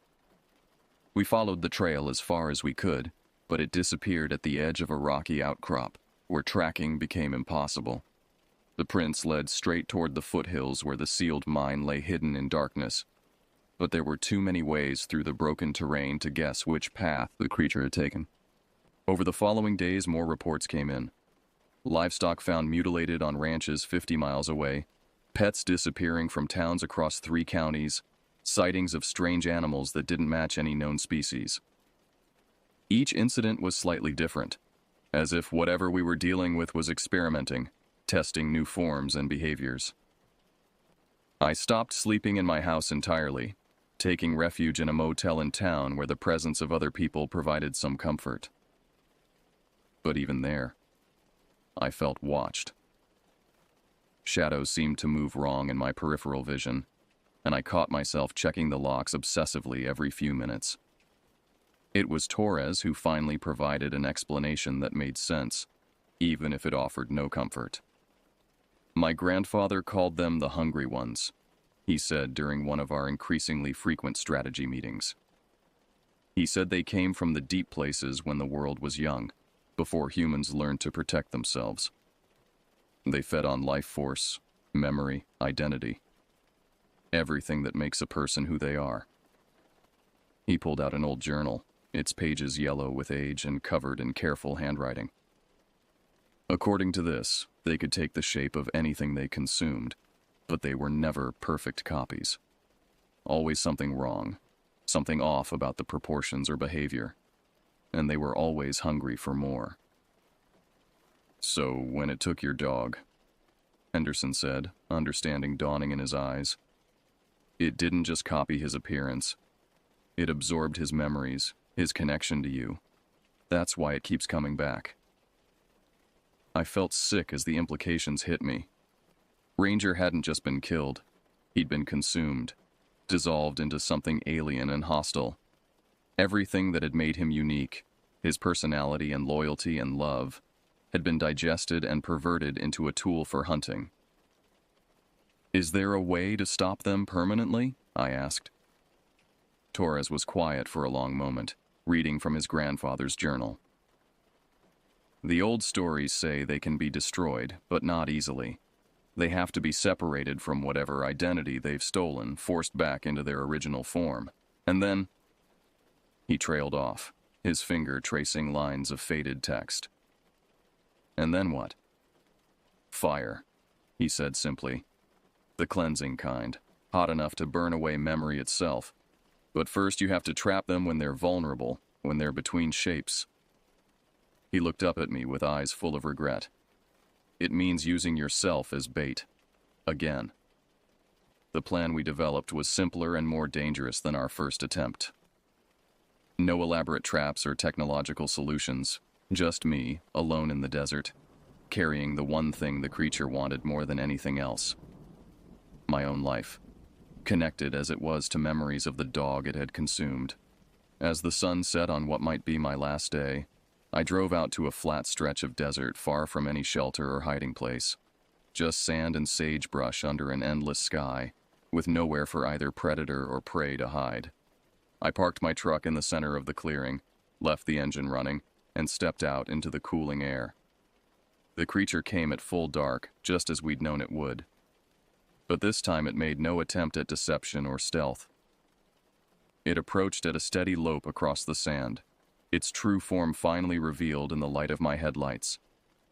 It was perhaps 8 feet long and half that tall, built like no animal that had ever walked the earth. Its skin was smooth and pale, almost translucent, revealing the dark network of veins beneath. The head was elongated and eyeless, ending in a mouth that split open along impossible angles to reveal rows of needle-sharp teeth. Where legs should have been, it had appendages that shifted and flowed like liquid, adapting to terrain and movement with horrible efficiency. But as it drew closer, I could see it changing. The smooth skin roughened and sprouted fur. The flowing appendages solidified into recognizable legs. The blank head reshaped itself, growing ears and eyes and a familiar snout. By the time it stopped 20 feet away from me, it wore Ranger's form again. Not perfect, but close enough to break my heart. "Home," it said in that horrible almost voice. "Hungry. Home." I raised the gasoline can I'd brought and began splashing fuel in a wide circle around myself. The creature watched with intelligent eyes, understanding the threat but unable to resist the lure of my presence. "You want what I remember about him?" I called out. "All those years of love and loyalty and trust. But those memories don't belong to you." The thing that wore my dog's face tilted its head, a gesture so perfectly Ranger-like that tears sprang to my eyes. Then it began to approach, crossing the line of gasoline without hesitation. I struck the match and dropped it. The ring of fire blazed up instantly, trapping us both in a circle of flame. The creature shrieked. Not with Ranger's voice now, but with something far older and more alien. Its stolen form began to dissolve, revealing the pale horror beneath as it thrashed against the barriers of fire.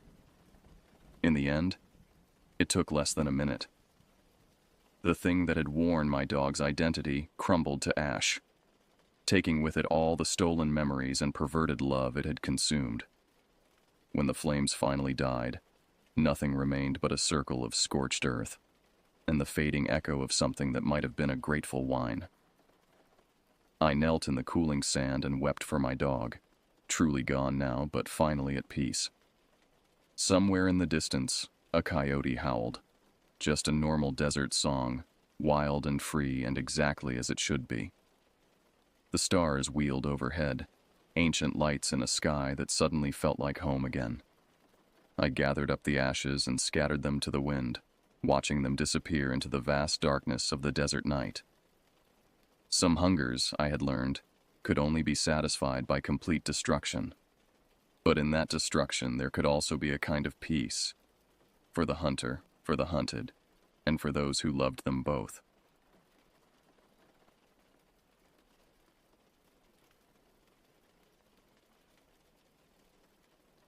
My name is Ethan Cole, and I've been a park ranger for the past 15 years.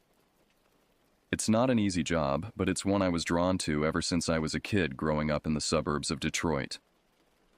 I loved being outdoors, going camping and hiking with my family in the dense forests of northern Michigan. There was something about the silence, the towering pines, the earthy smells, and the endless expanse of nature that called to me. After high school, I studied forestry at Michigan State University. Park ranger jobs were competitive, but I was determined. I applied everywhere I could: Oregon, Pennsylvania, Wisconsin, North Carolina. I was thrilled when I finally landed a position at a remote national forest in the Upper Peninsula of Michigan. The pay wasn't great, but I didn't become a ranger for the money. I took the job for the solitude, the beauty, and the chance to help others experience the wonders of nature. Still, it was tough making ends meet sometimes, especially with student loans. I lived simply in a small cabin the park provided. I quickly learned that being a ranger was more than just leisurely hikes in the woods. I dealt with everything from forest fires to search and rescue missions for lost hikers. You never knew what each day would bring. But I loved the work, despite the dangers and difficulties. There was only one other ranger assigned to my district, an old-timer named Jack. He'd been there for decades and knew the forest like the back of his hand. Jack was a quiet man, content with his own company. But around the campfire at night, he'd sometimes tell stories passed down about the woods, old folklore and legends. I didn't put much stock in Jack's tales at first, but soon I'd learn there was more truth in them than I ever imagined. It was a crisp fall morning when I set out on patrol, the sun barely peeking above the pine-covered hills. Fallen leaves crunched under my boots as I hiked along a trail on the far outskirts of the park. It was archery deer season, so I was checking that the hunters were staying within the designated areas. About 2 miles in, I smelled the unmistakable scent of a campfire. Strange, as this was a remote spot far from the main campgrounds, and no camping permits had been issued for this area. I followed my nose off the trail and came upon a small tent nestled in a grove of oaks along the river. "Hello, Ranger Service," I called out as I approached the illegal campsite. No response. I unzipped the tent and poked my head in. Empty, though it looked like whoever was staying there had left in a hurry. Sleeping bag tossed aside, belongings scattered. A sudden snap of branches behind me made me spin around. About 20 yards away, just behind a large birch tree, I glimpsed a figure. The outline of a man, watching me. He was too far for me to make out details, but something about his posture, his intensity, made my stomach clench. "Sir, this is a restricted area," I shouted, trying to keep my voice stern and steady. "I need you to come out and talk to me." The man didn't move, didn't blink. He just kept staring with a disturbing stillness. Slowly, I rested my hand on the utility belt that held my radio, prepared to call for backup. But in the split second I glanced down, the man vanished. It was like he melted into the forest without a trace. An uneasy feeling crept over me as I scanning the trees. Something was off. I hurried to pack up the illegal camp, wanting to get out of there as soon as possible to report the incident. But I couldn't shake the unsettling sensation of eyes on me. It was only later that I recalled one of Jack's tales about sightings over the years of a mysterious figure lurking in this very stretch of woods. The stories varied. Some claimed he was the vengeful spirit of a fur trapper who froze to death in the 1800s. Others described him as something not quite human. I'd always laughed them off as backwoods superstition and overactive imaginations. Now I wasn't so sure. But I kept my strange encounter to myself, not wanting to be ridiculed. If only I knew then that this was just the beginning, that I'd soon be pulled into a nightmare of folklore come to life. Over the next few weeks, I couldn't stop thinking about the figure I'd seen in the woods that day. I was a rational man, not prone to flights of fancy or paranormal beliefs. There had to be a logical explanation, like a transient camping illegally. But no matter how much I tried to rationalize it, my unease grew. Strange things started happening in the forest. Trees that looked like they'd been clawed by enormous talons. Horrific guttural sounds echoing through the night that didn't belong to any animal I knew of. A putrid stench around the area where I'd seen the man, like rotting flesh, that came and went without explanation. I started asking Jack more about the local folklore. He seemed almost reluctant to talk about it at first. "Look, kid, there's things in these woods that have been here a lot longer than you or I," he said cryptically. "Things that don't follow nature's rules. You're better off staying clear of it all." But the more I pressed, the more Jack shared tales passed down through generations about dark entities inhabiting the forest. Spirits of the lost and damned. Creatures that were once human but transformed into something wicked. Demons that could possess animals and people. "What about the man I saw?" I asked hesitantly. "Could he be one of these beings?"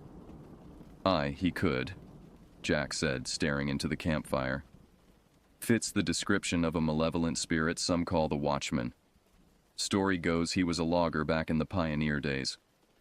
Got lost in a blizzard and was possessed by evil as his body froze. Now he wanders, seeking vengeance on the living who dare to cross his path." A chill ran through me despite the heat of the flames. I wanted to dismiss it all as myth, but I couldn't shake the feeling that I was on the precipice of something beyond my grasp. Something ancient and sinister. That night, I dreamt of red eyes peering from darkness, gnarled branches that reached out like skeletal hands, and a suffocating, inescapable dread. I woke in a cold sweat with the phantom sensation of icy breath on my neck. Deep down, I knew the Watchman was real, and that he had his sights set on me. I tried to throw myself into my normal ranger duties, hoping that the routines of trail maintenance and permit checks would keep my mind off the growing paranormal strangeness. But it was like the dark forces at work sensed my awareness. Activity in the forest escalated with each passing day. Hikers reported hearing whispers and feeling ominous presences stalking them. A boy from a camping family went missing for a full day before being found huddled in a ravine miles from their site, shaking and incoherent. Wildlife cameras captured fleeting images of twisted, shadowy shapes lurking in the trees. I responded to an unnerving number of calls about missing persons and disturbances in the woods. Each incident was near the remote area where I first encountered the mysterious figure, and every time I had to venture into that stretch of forest, I felt the heavy, malignant energy raising the hairs on the back of my neck. It all reached a breaking point when I discovered the dead, mutilated deer. I was hiking near the river on a foggy morning, dawn light struggling to penetrate the mist, when I noticed a red trail marring the undergrowth. With a sense of grim foreboding, I followed it to a small clearing. The buck had been torn apart and strewn across the forest floor, organs spilled from its cavity, legs at unnatural angles. The carnage was far too savage to be from a normal predator. But the worst part was the symbol carved into the trees surrounding it, a jagged rune dripping sap like blood. I recognized it from one of Jack's books. It represented the Watchman's mark. That was when I knew for certain that the evil of folklore had taken hold in the forest and targeted me. My rational world was crumbling as my nightmares seeped into reality. I radioed Jack with a shaky voice, moving as fast as I could out of those cursed woods. Even as I fled, I felt the Watchman's presence dogging my steps, heard his grating laughter on the wind. I knew I was being dragged into something I didn't understand, some primal darkness that threatened to consume me. Panting, heart pounding, I burst from the tree line and leaned against my truck. But there was no relief as I looked down and saw words gouged into my arm, weeping blood. "You're mine now." After the horror of finding the watchman's mark carved into my flesh, I couldn't keep this supernatural darkness to myself anymore. I spilled everything to Jack, all that I'd experienced since that first fateful encounter. To my surprise, he didn't seem shocked by my tale. If anything, he looked almost resigned, like he'd been dreading this day.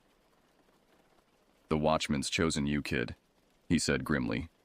"Once he sets his sights on a victim, he doesn't relent until he claims them."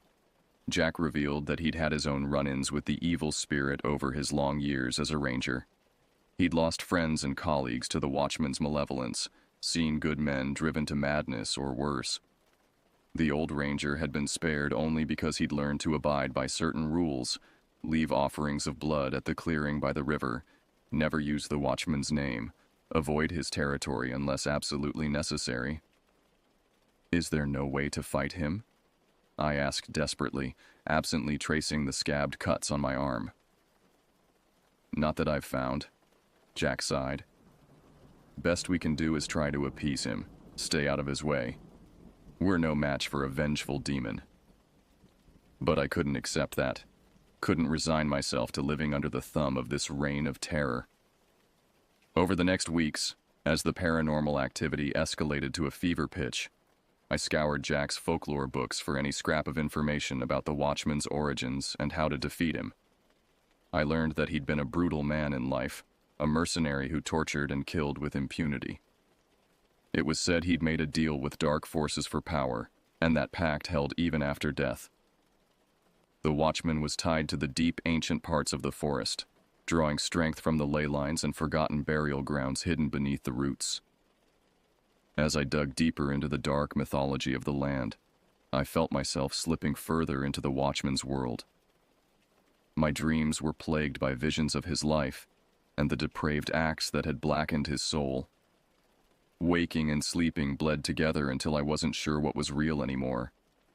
I was deteriorating physically and mentally, pushing myself to the brink of exhaustion as I searched for a way out. The Watchman's influence sank its claws into my mind, my blood, my very being. I knew I was losing myself to his insidious power. But just when all hope seemed lost, I stumbled across an account of the one time the Watchman had been thwarted, when pioneers had rallied together to perform an ancient ritual of banishment. It was a desperate, dangerous long shot, but it was my only chance. I had to confront the demon that had marked me, and pray that I was strong enough to free myself from his grasp, even if it cost me everything. The old journal detailed a ritual that had to be performed in the heart of the Watchman's territory on the night of the winter solstice, when the veil between worlds was thinnest. It required objects imbued with power, grave dirt from a holy man, water from a sacred spring, the ashes of a yew tree struck by lightning. I threw myself into gathering the arcane items, growing more gaunt and feverish with each passing day. The Watchman seemed to sense my intent. He plagued my every step, sending his dark manifestations to torment me. I glimpsed his form flickering in mirrors, heard his rasping whispers in silence. But I pressed on, determined to see this through. Jack pleaded with me to abandon my efforts, saying I was only putting myself in more danger, that the Watchman would make me suffer for my defiance. Deep down, I knew he was right, but I couldn't turn back now. I'd already sacrificed too much to this obsession. The solstice arrived in a swirl of snow and biting wind. I hiked to the clearing by the river where I first encountered the Watchman, each step heavier with dread. The forest was deathly silent, every creature sensing the crackling energy in the air. At the stroke of midnight, I began the ritual, my chanted words ringing with desperate power. I poured the grave dirt in a circle around me, sprinkled the yew ashes, anointed my body with the holy water. The Watchman's roar of fury shook the trees as freezing gusts tore at my flesh. Through the blizzard he came for me, eyes blazing like hellfire in the ghoulish face of a rotted corpse. I felt his rage beating against the flimsy protection of the ritual circle, felt my strength, my sanity, my soul bending under his assault. Still, I chanted the words that would bind him, ignoring the blood that streamed from my eyes and nose, the searing agony that ripped through my body. For a moment, I believed I could banish him, cast out the evil that had stalked me for so long. But with a bone-shaking boom, the watchman shattered the circle. The force of the blast knocked me back against a tree, skull connecting with a crack. As my vision flickered and darkened, I saw him looming over me, a triumphant sneer twisting his grotesque features. "Foolish boy," the demon growled, in a voice like the grating of tombstones. "Did you really think your pitiful magic could defeat me? I've waited lifetimes to claim you, and now you're mine for eternity." The watchman's decaying hand closed around my throat as oblivion dragged me under. My last thought was that I'd failed, and unleashed something unspeakable. I awoke to the metallic tang of blood and damp earth filling my nostrils. In the wavering lantern light, I saw that I was lying on the floor of some rough-hewn tunnel, cloying soil packed under my fingernails. My head throbbed, and my body felt shattered, barely able to move. But worse was the sense of visceral wrongness that coiled in my stomach. Memories filtered back in disorienting shards. The ritual, the watchman overpowering me, his grating voice growling threats. But there was more, so much more that I couldn't grasp, that skittered away when I tried to seize it, leaving only a residue of horror. I managed to turn my head, choking back bile at what I saw. Piles of bones in various states of decay littered the floor. Rib cages, femurs, sunken skulls with scraps of leathery flesh still clinging to them. And among the human remains, antlers. The watchman's victims, left to rot in this macabre lair. It was then I noticed what I was wearing. Tattered flannel, threadbare denim, clothes that weren't my ranger uniform. Realization crashed over me like an icy deluge. I had no idea how much time had passed since the ritual. Days, weeks, months. It was all a terrifying blank. What had the watchman done to me in the lost time? What atrocities had I committed under his control? Before I could process the enormity of my predicament, I sensed a malevolent presence stirring in the shadows. The watchman emerged, a twisted grin stretching across his desiccated face. "Welcome home," he rasped. "I've waited a long time for a worthy vessel, and you, with your connection to the forest and your delicious despair, are perfect." With dawning revulsion, I understood. The watchman hadn't just captured me, he'd possessed me. In the hazy memories I could grasp, I saw my body carrying out his dark bidding, stalking hikers, performing blood sacrifices, spreading his evil influence. He'd hollowed me out and poured himself in, claiming my form as his own. The watchman grabbed me with preternatural strength, hauling me up to meet his burning gaze. "Now you're going to help me extend my domain," he hissed, "starting with those fools at the ranger station who fancy themselves guardians of this land." Even through the haze of possession, through the foreign evil infesting every cell, a small, stubborn part of me rebelled. I couldn't let the watchman use me to slaughter innocent people, to spread his corruption. I had to fight, had to find a way to wrest back control before it was too late. Gritting my teeth against the watchman's crushing dominance, I staggered drunkenly to my feet. "No," I growled, my voice rough with disuse and defiance. "I won't be your puppet. I won't let you win." The demon's surprise quickly morphed into cruel amusement. "Still trying to resist, are you? How precious. But you can't win against me, boy. I'm ancient and eternal, and no mortal can stand against my power." He slammed me against the earthen wall with brutal force, fingers digging into my throat. I choked and gasped as black spots swam in my vision. But in that moment, as I teetered on the edge of consciousness, I caught a gleam of silver in the corner of my eye. My ranger badge, half buried in the moldering piles of the watchman's lair. And I remembered what that badge represented. My sworn duty to protect the forest and all who entered it from harm. I thought of Jack and the other rangers who fought daily to keep the balance. I thought of all the lives the Watchmen had destroyed and would destroy if I surrendered. I couldn't let their sacrifices, my own sacrifices, be in vain. With a wordless cry, I lashed out, catching the Watchman off guard. We grappled in a tangle of thrashing limbs, slamming into rock and bone, neither fully human anymore. The Watchman's rotted fingers raked bloody furrows in my flesh, his fetid breath choking me. But I had a lifetime of training and a soul-deep determination on my side.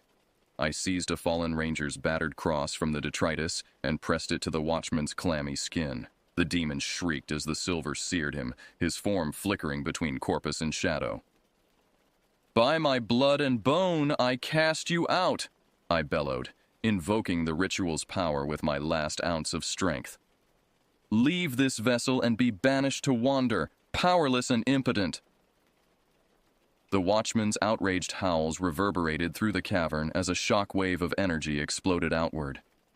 I felt his scorching essence rip its way out of my body, leaving me flayed and breathless on the blood-slick ground. The world went white, then black. When I came to, I was alone in the Watchman's lair, truly alone for the first time in months.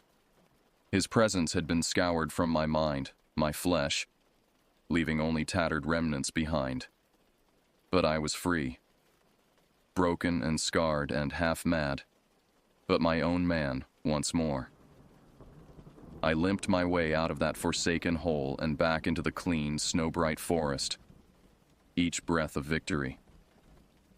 I knew I could never truly go back to my old life. Not after all I'd endured and all I'd done in the Watchman's thrall. But I could carry on the fight, armed with the knowledge of how to defeat him. Because the Watchman was still out there, weakened but not destroyed, hunting for a new victim, a new skin to wear. And there would always need to be someone to stand against him, to protect the people and the land from the ancient evils that lurked in the dark places. That duty was mine now, my burden and my purpose. Until the day I drew my last breath, I would be the watcher in the woods, the guardian against the monsters of folklore and shadow. For I had beaten the demon and become something more than human in the process.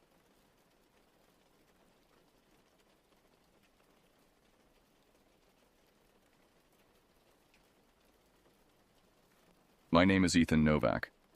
I'm 32 years old, and I live in a small cabin nestled in the remote wilderness of Oregon's Umpqua National Forest, where I work as a park ranger. It's a solitary life, patrolling these dense woods, but I've always been drawn to nature. Hiking, camping, exploring the backcountry. It's in my blood. I took this job for many reasons. After struggling to make ends meet waiting tables and working odd jobs, the steady paycheck of a park ranger was appealing. I was also desperate to escape my dead-end life in Portland and lose myself in the isolation of the forest. Out here, my mounting debts and aimless existence fade into the background, replaced by towering evergreens and rugged terrain that stretch as far as the eye can see. But mostly, I became a ranger because of my deep reverence for these wilderness areas.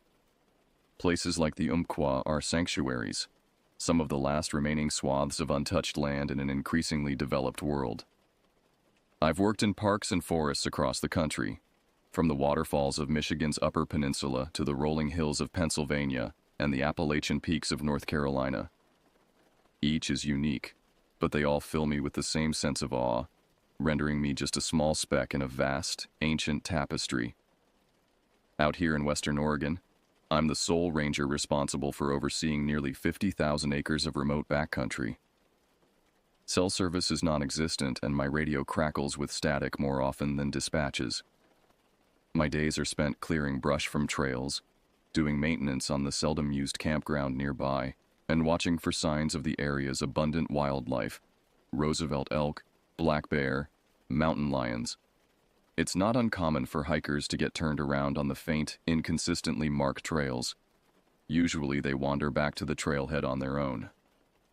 But when they don't, I'm the one called in for search and rescue missions, heading out solo to scour the dense understory and rocky ravines.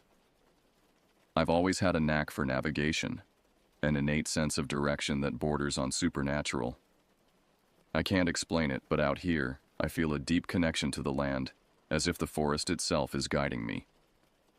Most of the time, I find the lost hikers within a day, frightened and vulnerable, but otherwise unharmed. But every so often, the situations are more dire. Like the young couple from Portland who disappeared 2 summers ago, leaving behind a tent and backpacks, never to be seen again. Or the elderly man who vanished last fall after wandering off trail to relieve himself. We only found bone fragments and tattered flannel, as if he'd been ripped apart by a hulking predator. The locals whisper about dark things in these woods, sinister creatures and malevolent forces that lurk in the shadows. They say people go missing every year, more than can be explained by accidents and natural causes alone. Loggers tell stories of blood-curdling howls echoing through the night, punctuated by shrill, almost human screams. Hunters stumble across strange stone cairns arranged in perfect circles, almost like ritual sites. Some even claim to have seen unexplainable creatures shambling through the trees, not quite animal but not fully human either.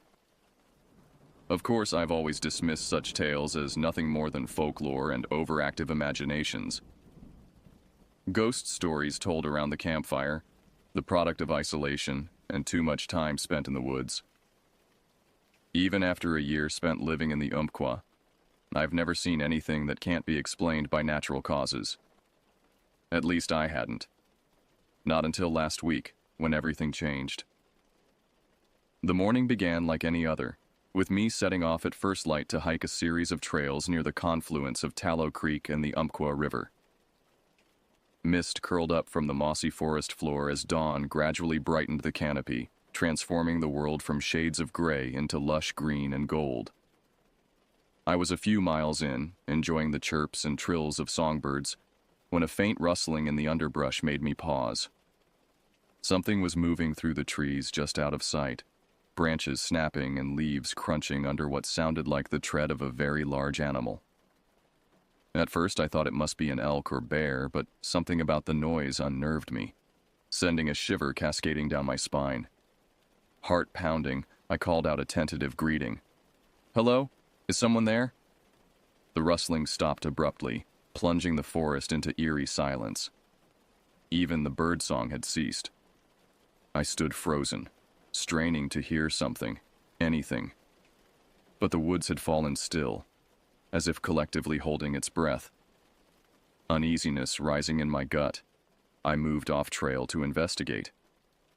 I'd barely taken 2 steps into the dense understory when the snapping of twigs erupted again, this time so close that it made me flinch.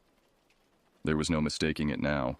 Something very large was moving through the brush mere yards away, just beyond my field of vision.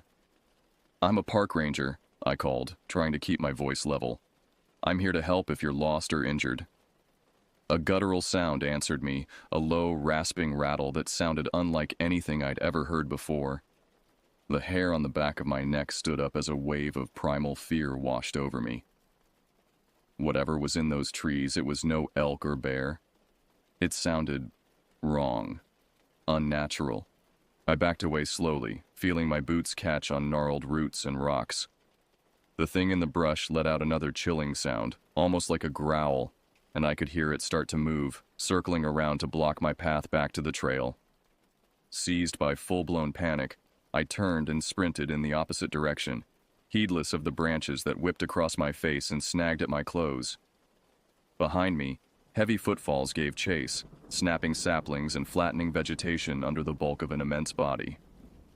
An otherworldly howl reverberated through the forest, and I ran faster, lungs burning and side aching as I crashed through the underbrush with the single-minded desperation of prey fleeing a predator.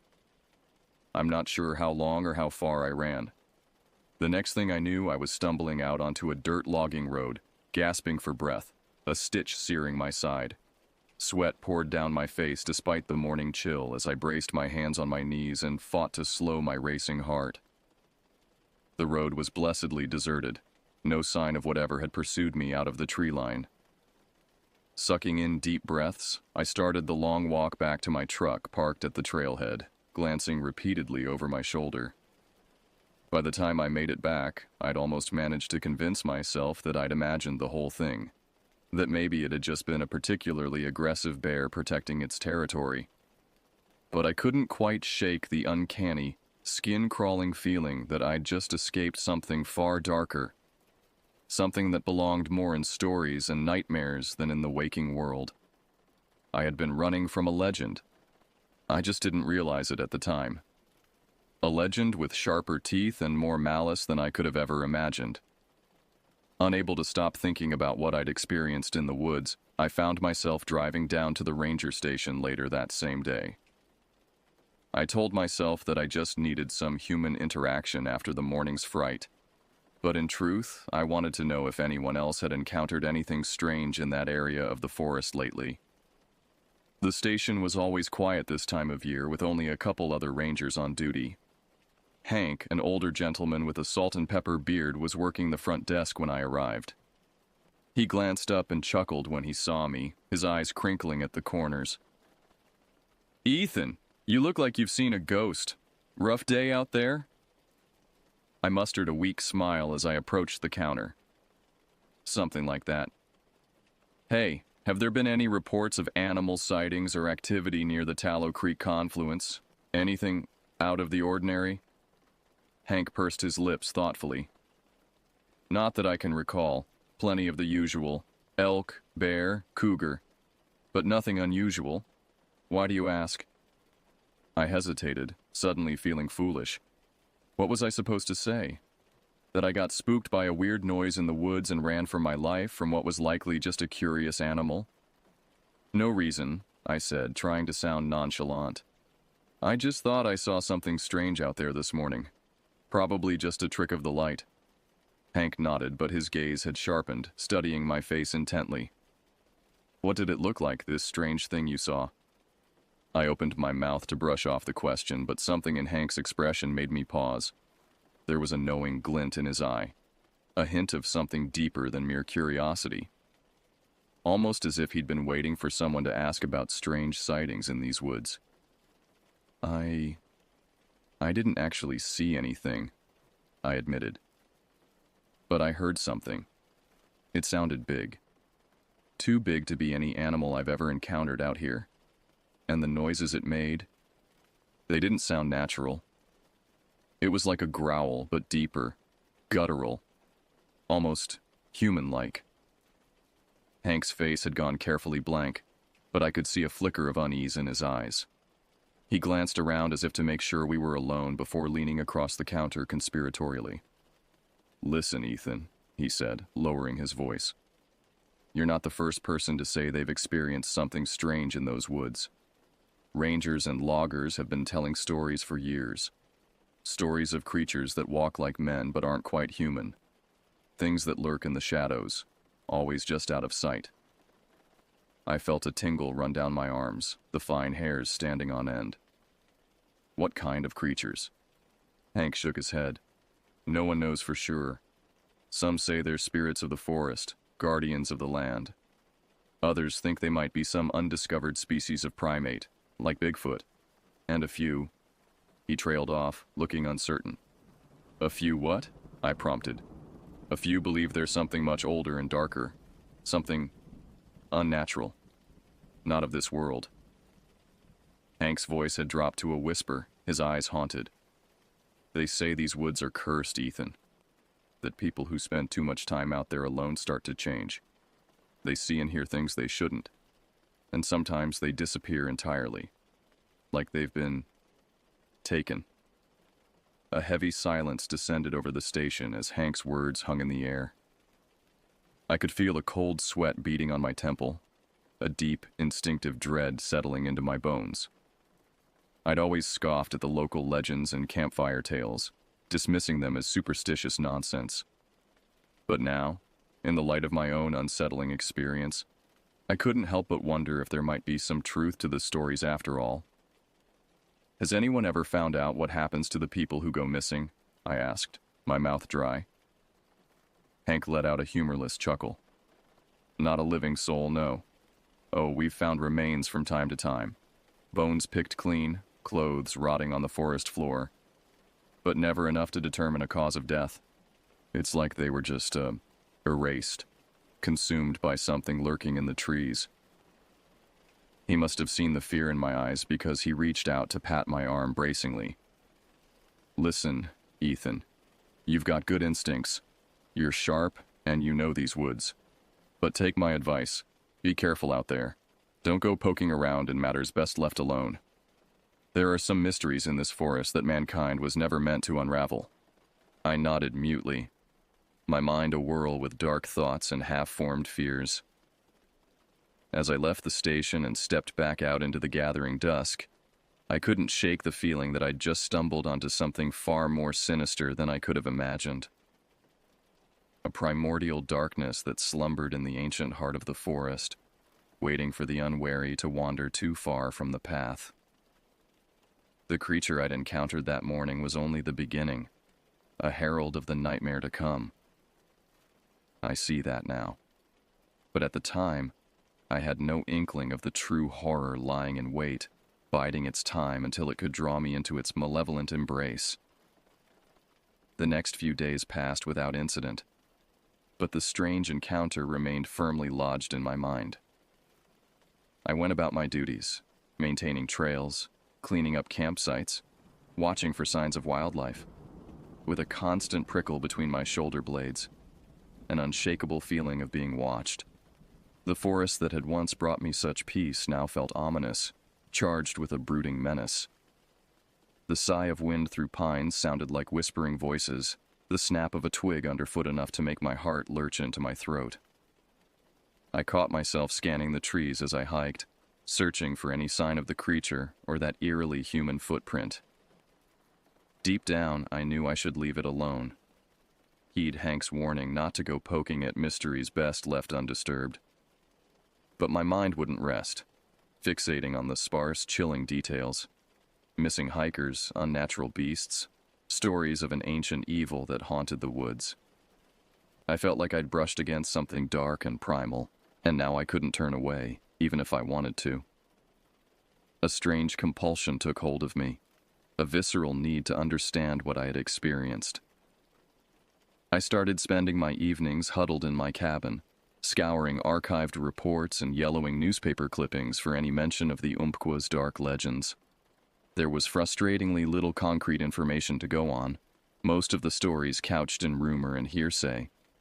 But patterns began to emerge the deeper I delved. Disappearances stretching back decades, unexplained sightings, grisly remains found in the forest. The same tales surfaced again and again. Enormous footprints, eerie howls, faces glimpsed in the trees that seemed not quite human nor animal. The locals had many names for the creatures said to roam the Umpqua's shadowed valleys and mist-shrouded peaks.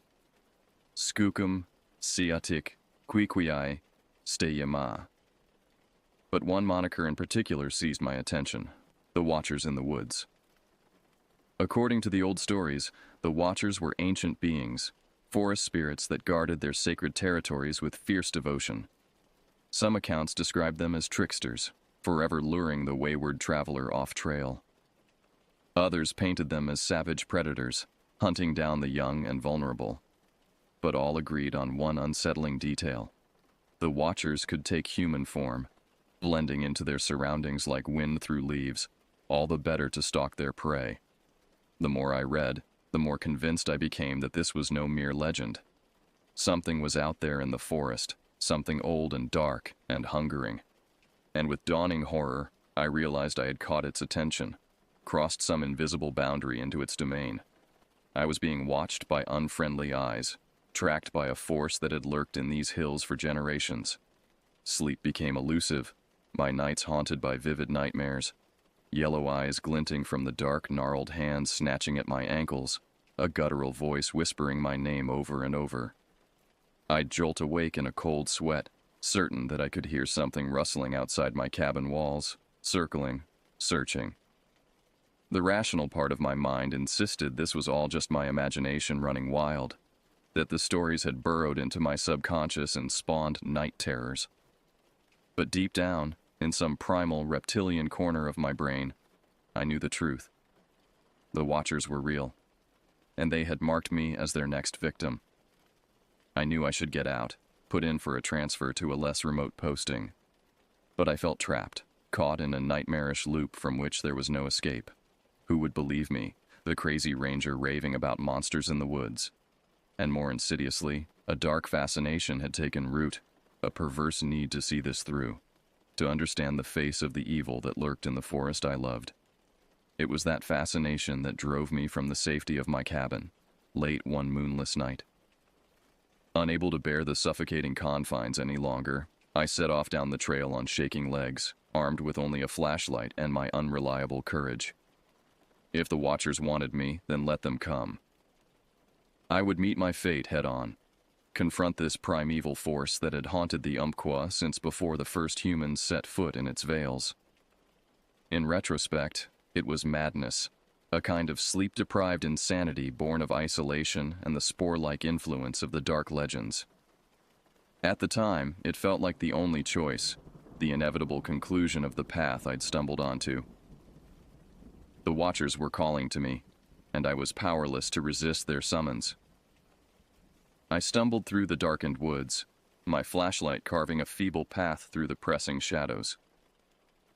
The forest was preternaturally still, not even a whisper of wind stirring the branches. It was as if the Watchers knew I was coming, and had stilled the wilderness itself in anticipation. Every snapped twig and rustle of underbrush made my heart slam against my ribs, convinced that the creatures were closing in. I kept swinging my flashlight beam in erratic arcs, trying to catch a glimpse of yellow eyes or gnarled limbs. But there was nothing, just an oppressive darkness that seemed to swallow the light. I don't know how long I walked, or how far. Time lost all meaning in that eldritch gloom, minutes stretching into eternities. All I knew was the crunching of leaves underfoot and the thundering of blood in my ears. And then I saw it. Ahead, through a gap in the trees, a flicker of movement. Something large and bipedal, shambling between the trunks with an uncanny, loping gait. I froze, my breath turning to ice in my lungs. The figure paused at the edge of my flashlight's reach, half shrouded in shadow. It was vaguely humanoid, but wrong. Limbs too long, and posture hunched and feral. As I watched in mute horror, it turned its head in my direction. Eyes glinted in the darkness, reflecting the light like twin mirrors. They were too large, too knowing, holding a feral intelligence that sent atavistic terror screaming down my spine. That gaze stripped me bare, peering into the depths of my soul and finding me desperately wanting. I took a faltering step back, a whimper building in my throat. The creature mirrored my movement, gliding forward with a predator's coiled grace. I could see more of it now, mottled skin stretched tight over jutting bone, a face that was a twisted mockery of human features. What are you?" I managed to choke out, my voice thin and reedy with fear. The creature's mouth split into a leering grin, revealing rows of pointed teeth. When it spoke, its voice was a sibilant rasp, a guttural croak that sounded like no language of man. "Watcher," it hissed, the word hanging in the fetid air between us. "Guardian, hungry." It crept closer, unfolding to its full height. It towered over me, 8 feet of coiled menace and primal wrongness. I could smell it now, an overpowering musk of wet earth and rotting leaves and something metallic and cloying. I stumbled back blindly, but I could feel its presence all around me, suffocating. There was no escape, no fighting this primordial force that ruled the ancient wood. I had wandered foolishly into its domain, and now I would pay the price, another screaming set of bones to molder in the loam. The Watcher lunged, a blur of shaggy fur and jagged claws. I felt a line of icy fire across my chest, and then I was falling, tumbling backwards into a dense huckleberry thicket. Branches snapped and tore at my clothes as I rolled down a steep incline, coming to a bone-jarring halt against the trunk of a massive cedar. I lay there, winded and bleeding, certain that the creature would be on me in seconds. But there was only silence, a watchful stillness that was somehow more terrifying than any roar or howl. With a titanic effort, I pushed myself to my feet, swaying drunkenly. My flashlight beam danced wildly across the trees, revealing nothing but shadow and dense brush. No sign of the watcher. And then I heard it. A low, ululating cry that echoed through the hills, rising and falling in eerie harmonics.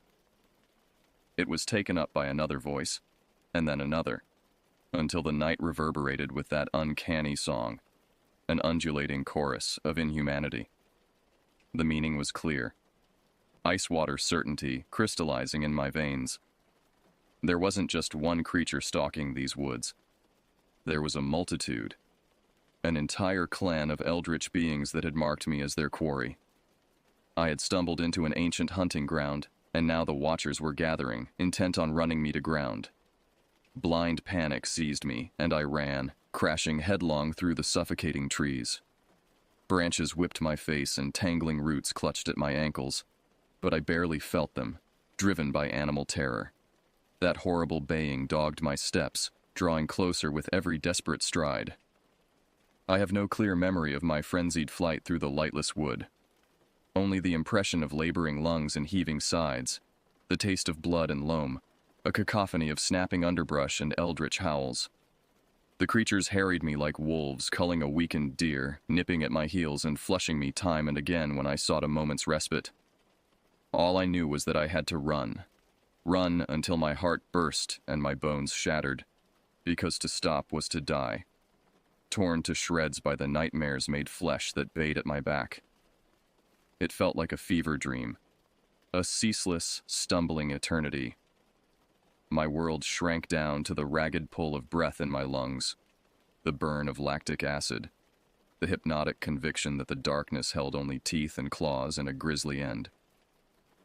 On and on I fled, until the first pale fingers of dawn started to lift the night's veil. I remember staggering out onto a logging track, so drained of will and strength that I simply collapsed, hardly able to turn my head to see if death was still at my heels. But the watcher's cries had faded with the rising sun, that eldritch chorus slinking back into shadow. Now, huddled in my cabin with every window and door barred, I can only pray that the daylight will keep the beasts at bay. But I know the truth, marrow deep. The watchers are still out there, patient and eternal, hungering for another taste of their sport. Come nightfall, the hunt will resume. And this time, I don't think I have the strength to outrun the horrors in the dark. The day passed in a haze of exhaustion and dread, the hours crawling by with excruciating slowness. I huddled in the meager safety of my cabin, jumping at every creak of settling timbers, every rustle of wind through the eaves. My wounds throbbed mercilessly, jagged claw marks oozing blood and clear fluid, the flesh around them hot and tight with infection. I knew I needed medical attention, knew that blood poisoning was a very real threat. But the thought of venturing out, of exposing myself to the horrors that lurked in the forest, was unbearable. I was trapped, as surely as if the watchers had me cornered in some lightless den. As the sun began its inevitable descent, painting the sky in lurid shades of orange and red, the reality of my situation crashed over me in a frigid wave. I couldn't stay here, cowering and waiting for the creatures to come for me. I had to get out, had to find help before sepsis or the watchers claimed me. With shaking hands, I gathered what meager supplies I could. A first aid kit, a few energy bars, a battered compass. I paused over the gun safe, fingers trembling on the combination lock. I'd never been comfortable with firearms, but the thought of facing the watchers unarmed made my gorge rise. In the end, I left the guns untouched. What good would they do against creatures that had haunted these woods since time immemorial? That had evaded detection and capture for generations? No. If I was to have any chance of survival, it would be through stealth and cunning, not brute force. I waited until the last sliver of sun had vanished behind the hills, until the gloom of twilight had settled thick and heavy over the forest. Then, with a whispered prayer to whatever gods might be listening, I slipped out into the gathering dark. The night closed around me like a suffocating shroud, full of unseen menace. Every rustle of leaves, every snap of a twig underfoot made my heart lurch into my throat. I was painfully aware of how loud my breathing sounded, how the scent of my terror must hang in the air like a beacon. I had a vague plan, formulated through the fog of pain and exhaustion. I would make my way to the ranger station, try to radio for help. It was a good 15 miles through dense forest, a journey that would have been challenging even in peak condition. In my current state, it felt like an impossible odyssey, a fool's errand. But what choice did I have? To stay in my cabin was certain death, either from my festering wounds or the Watcher's cruel claws. At least this way, I had a chance, however slim.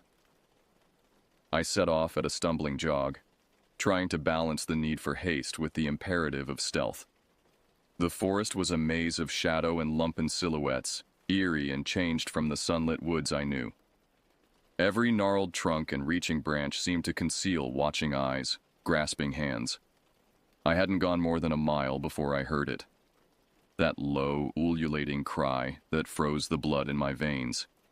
It echoed through the hills, a primal song of hunger and anticipated violence.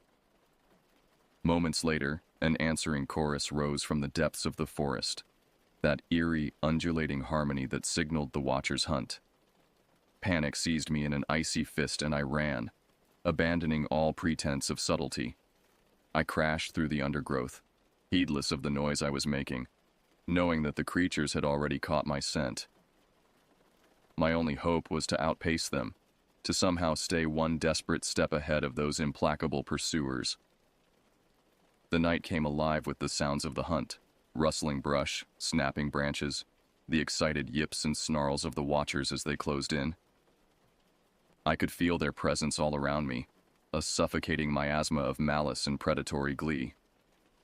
They were toying with me, herding me deeper into the woodland, farther from any hope of aid. Time lost all meaning, narrowing down to the burn of air in my lungs, the leaden weight of my limbs, the hypnotic conviction that the darkness held only a swift and bloody end. I ran until I could run no more, until my foot caught on a protruding root and I went sprawling, fetching up hard against a downed tree. I lay there, winded and spent, listening to the eager rustles and snarls of my pursuers as they closed in. This was it then, the terminus of my ill-conceived flight. Here, in the depths of the ancient forest, far from any human comfort or succor, I would meet my end, savaged by the horrors that lurked in the dark. The Watchers emerged from the trees, yellow eyes gleaming with feral intelligence. They stalked closer, lips peeling back from jagged teeth in anticipatory snarls. I could smell their musk, that overwhelming feeder of wet earth and decay and blood hunger. I scrabbled backwards frantically, feeling my hand close on a length of sturdy branch. A desperate plan crystallized in my mind, born of the clarity that only comes when staring into the jaws of certain death. I lurched to my feet, makeshift club held before me like a talisman. "Come on then, you bastards," I snarled, surprised at the steel in my own voice. "Come and get me."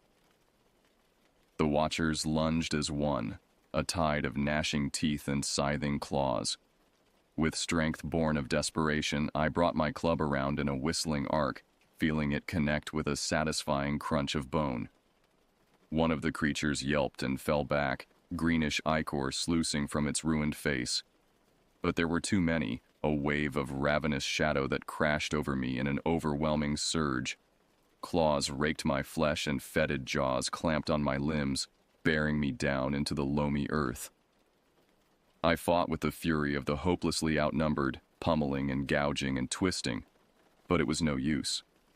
An inexorable mass of writhing, pustulant forms pinned me, and I could feel the Watchers' steaming pants, smell their carrion breath. I screamed then, a raw animal sound of terror and despair. The forest swallowed it, indifferent to my suffering. In that moment, I knew with searing clarity that I was alone, forsaken, my fate sealed by my own harrowing curiosity. The Alpha Watcher loomed over me, its distorted face split into a death's head grin. I saw my own reflection in its mirrored eyes, small and broken, a mote of warm life to be snuffed out on a whim. It raised one great taloned paw, strings of verdant saliva dripping from its maw. I squeezed my eyes shut, waiting for the killing blow. But it never came. Instead, a violent concussion rocked the forest, a blinding pulse of searing light. Sizzling ozone filled my nostrils and I could feel the watchers recoil, their limbs shivering and twitching spasmodically. I opened my eyes to pandemonium. Strobing red and blue lit the trees in a lurid light show, and I could make out dark shapes pouring from between the trunks. Men in tactical gear, faces grim behind night vision goggles. They fanned out in a practiced sweep, barking terse commands. The watchers scattered like roaches before a flame, melting into the underbrush with hissing cries of rage and dismay. In seconds, the clearing was still again, nothing moving save the drift of kicked-up leaves settling back to earth. A face swam into my field of vision, creased with concern behind a plexiglass visor. Jesus, Novak. You lucky son of a bitch. Hang on, we'll get you out of here. I opened my mouth to reply, but darkness was rushing up to greet me, an inexorable wave of oblivion. The last thing I remember before it claimed me was a sense of profound, knee-weakening relief. Against all odds, I was saved, plucked from the Watcher's jaws by this mysterious cavalry. But even as I slipped into merciful unconsciousness, a single conviction coiled in the pit of my gut, cold and certain. This wasn't over. The Watchers were still out there, nursing their wounds and their rage. They had marked me, and they would not rest until I was theirs, mind, body, and soul. My long, harrowing journey in the forest was at an end. But an altogether more terrible trial was about to begin, fought not among the familiar dark of the trees, but in the uncharted shadows of my own mind. For the Watcher's song still echoed in my head, and dreams, hideous visions of gnarled hands and glinting teeth, rising from the black depths to drag me back down. I awoke to white walls and antiseptic, the rhythmic beep of a heart monitor counting out the meter of my continued existence. For a long moment, I simply lay there, marveling at the miraculous solidity of the hospital bed, the miraculous absence of rending teeth and grasping claws. It seemed impossible that I could be here, safe and relatively whole, after my ordeal in the forest's dark heart. The memories crowded close, hammering at the ramparts of my shaky calm, the wet heat of the Watcher's breath, the meaty stench of their fur, those glinting eyes filled with callous malevolence. I shuddered, bile rising in my throat, and forced the images away. Later, there would be time to process, to try and slot the horrors I'd witnessed into some kind of rational framework. For now, all I wanted was to bask in the light, in the sweet certainty of my own survival. A soft knock at the door punctured my reverie, and I looked up to see a nurse in pale scrubs poke her head into the room. She smiled when she saw me awake, her face warm with relief. "Welcome back, Ranger Novak. You've been through quite an ordeal. How are you feeling?"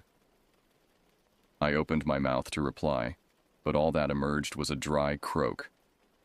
The nurse was at my side in an instant, pressing a cup of blessedly cool water into my hand.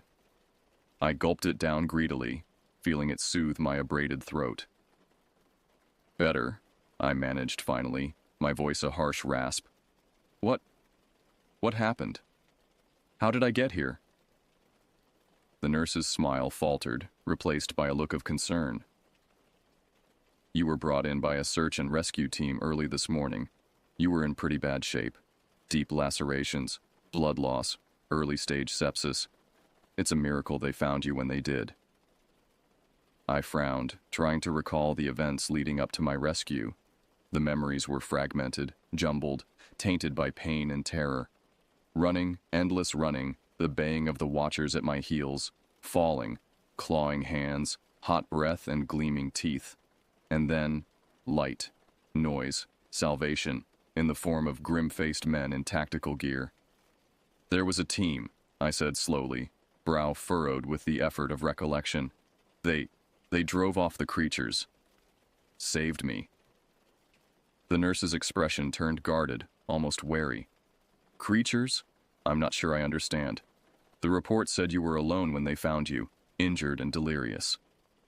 A sinking feeling took root in my gut, cold tendrils of unease unfurling in my belly. No, that's not. There were things out there. In the woods. They attacked me, would have killed me if... I broke off, seeing the look in the nurse's eyes. It was a look I was all too familiar with, one I'd seen directed at the occasional lost hiker babbling about lights in the sky or shadowy figures in the trees. The look reserved for madmen and fools. "Ranger Novak," the nurse said gently, "you've been through a severe trauma. It's not uncommon for the mind to play tricks in such situations, to conjure threats where none exist. What you experienced was real," I snapped, more forcefully than I'd intended.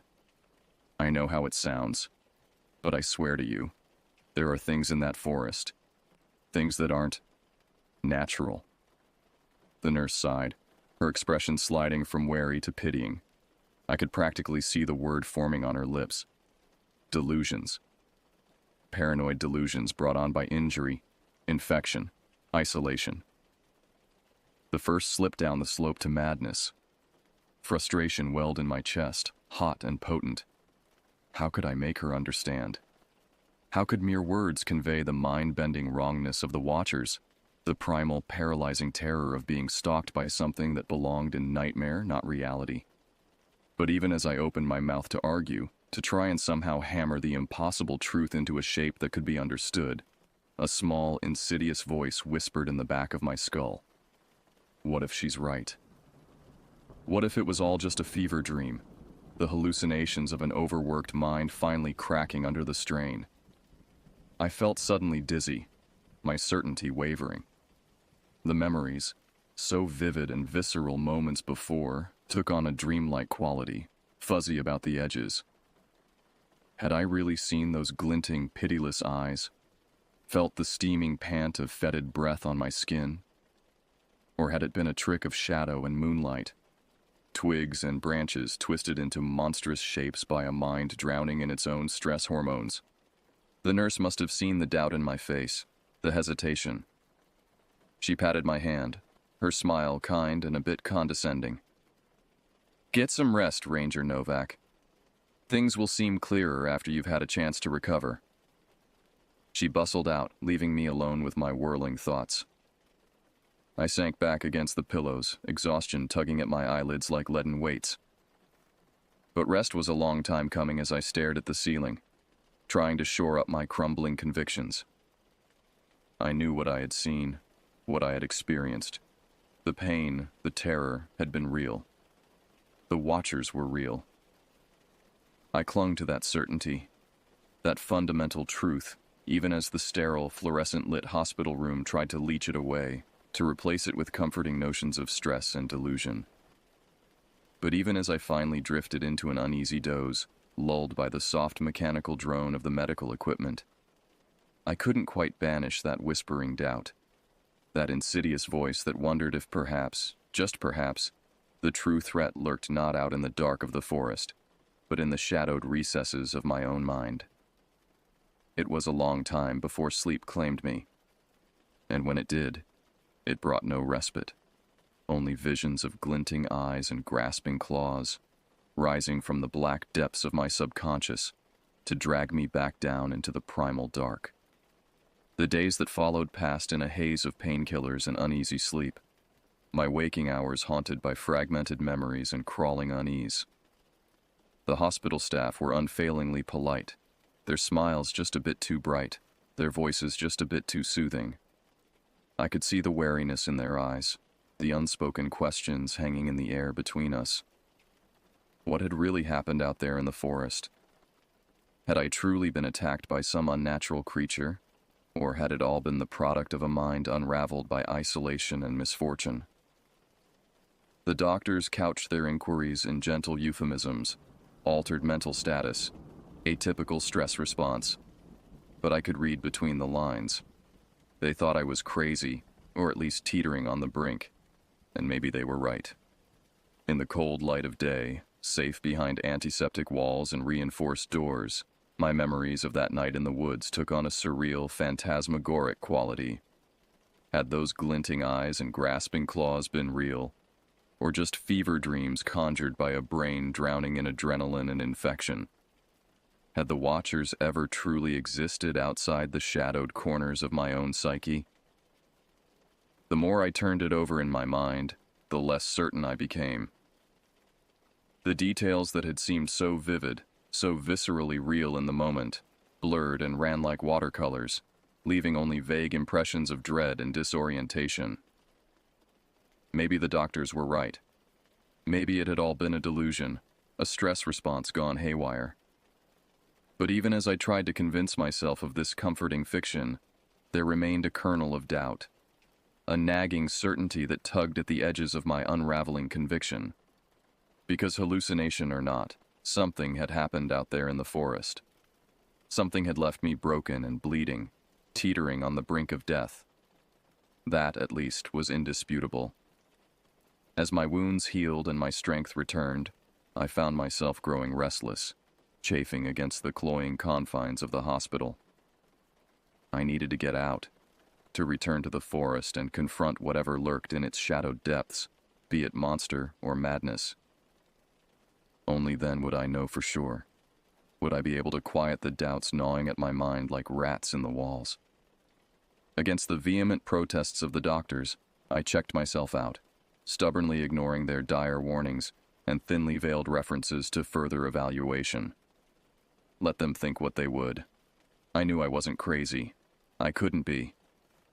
Because if the Watchers were just a figment of my shattered psyche, then that meant the true threat, the real monster, was me. The drive back to the forest was a tense, silent affair. The only sound the growl of tires on asphalt and the erratic thud of my own heart. As the tree line loomed closer, dark and impenetrable, I felt a creeping dread settle over me like a shroud, a primal recognition of the horrors that lurked within. Fever dream or not, some part of me knew this place, knew the nightmares it held. I parked at the trailhead, the ranger station dark and deserted, and sat for a long moment, staring out at the whispering expanse of woodland. In the dying light of evening, the trees seemed to twist and writhe, their shadows reaching out across the loam like grasping fingers. For a moment, I was gripped by an almost overpowering urge to put the car in reverse, to flee this place and never look back, madness be damned. But I couldn't. I had to know, had to see for myself, one way or another. With a deep, shuddering breath, I gathered the tattered remnants of my courage and stepped out of the car. The forest closed around me like a suffocating fist, the air heavy with the scent of rotting leaves and something far more foul, an undercurrent of carrion and sour musk that set my teeth on edge. Despite the lateness of the hour, the woods were unnaturally still, no birdsong or insect choir to break the oppressive silence. I walked as if in a dream, my feet carrying me down the old service road of their own volition. Rationally, I knew I should be terrified, every nerve and instinct screaming at me to flee. But a strange, fatalistic calm had settled over me, a grim sense that whatever was going to happen was inevitable, ordained. It wasn't long before I smelled it, that wet dog reek that triggered a cascade of awful memories, of pain and terror and glinting eyes in the dark. It grew stronger as I walked, an almost physical presence that coated the back of my throat like oil. By the time I reached the old campground, it was overpowering, so thick I could barely draw breath through it. And then I saw them, slipping from between the trees, padding out onto the overgrown asphalt on silent, splay-toed feet. The Watchers. Just as I remembered them, all rangy muscle under matted fur, those awful, distorted faces with their glinting, mirror-black eyes. They filled the clearing, more than I had ever seen, all staring at me with that cool, assessing malevolence. The Alpha emerged from their midst, its muzzle stained with old blood, and fixed me with a gaze that seemed to strip me to the bone. "Watcher," it hissed, its voice like gravel in a blender. "You return. Foolish. Breath and blood and breaking bone. We hunger." It crept forward, muscles bunching beneath its mangy pelt, and in that moment, I knew my answer. The Watchers were real. Terrifyingly, nauseatingly real. This was no hallucination, no fever dream. The true monsters were here, in the flesh, and they were coming for me. A laugh bubbled up my throat, high and hysterical, and shot through with the jagged edge of madness. Because it was funny, wasn't it? All this time spent questioning my own sanity, doubting the evidence of my senses, when the truth had been right here, waiting in the woods. The Watchers drew closer, their eyes glinting with anticipation, and I knew I should be afraid. Should be screaming, running, fighting for my life. But all I could feel was a strange, giddy relief. It was real. I wasn't crazy. I raised my arms, welcoming as the Watchers surged forward, their jaws slavering. Yes, this was it. The end, but also a validation. Proof that I wasn't insane, that the world was far stranger and more terrible than I had ever dared imagine. As their teeth caught my skin, iron-hard fingers locking around my limbs, a single cry emerged from my throat. A laugh, wild, broken, exultant. The sound rang out across the forest as the Watchers bore me down into darkness and pain. A final defiant cry in the face of an uncaring universe. The shadows took me then, and I felt myself unraveling, my mind coming apart like a frayed knot. But one thought remained, crystalline and triumphant in the wreckage. I had faced the abyss, the lurking madness that haunted the spaces between the trees. And in the end, it was not my sanity that had broken, but the comforting lie of a rational world. As I slipped into the waiting dark, I clung to that revelation, that fundamental truth. Let them find me, broken and rent. Just another mysterious disappearance in a forest with a long, hungry history. Let them spin their tales of predators and misadventure, of tragic accidents and troubled minds. I knew the truth. The Watchers were real. And in a way, that was the greatest gift they could have given me. After all, a madman dies frightened and confused, lost in the labyrinth of his own shattered psyche. But I would die enlightened,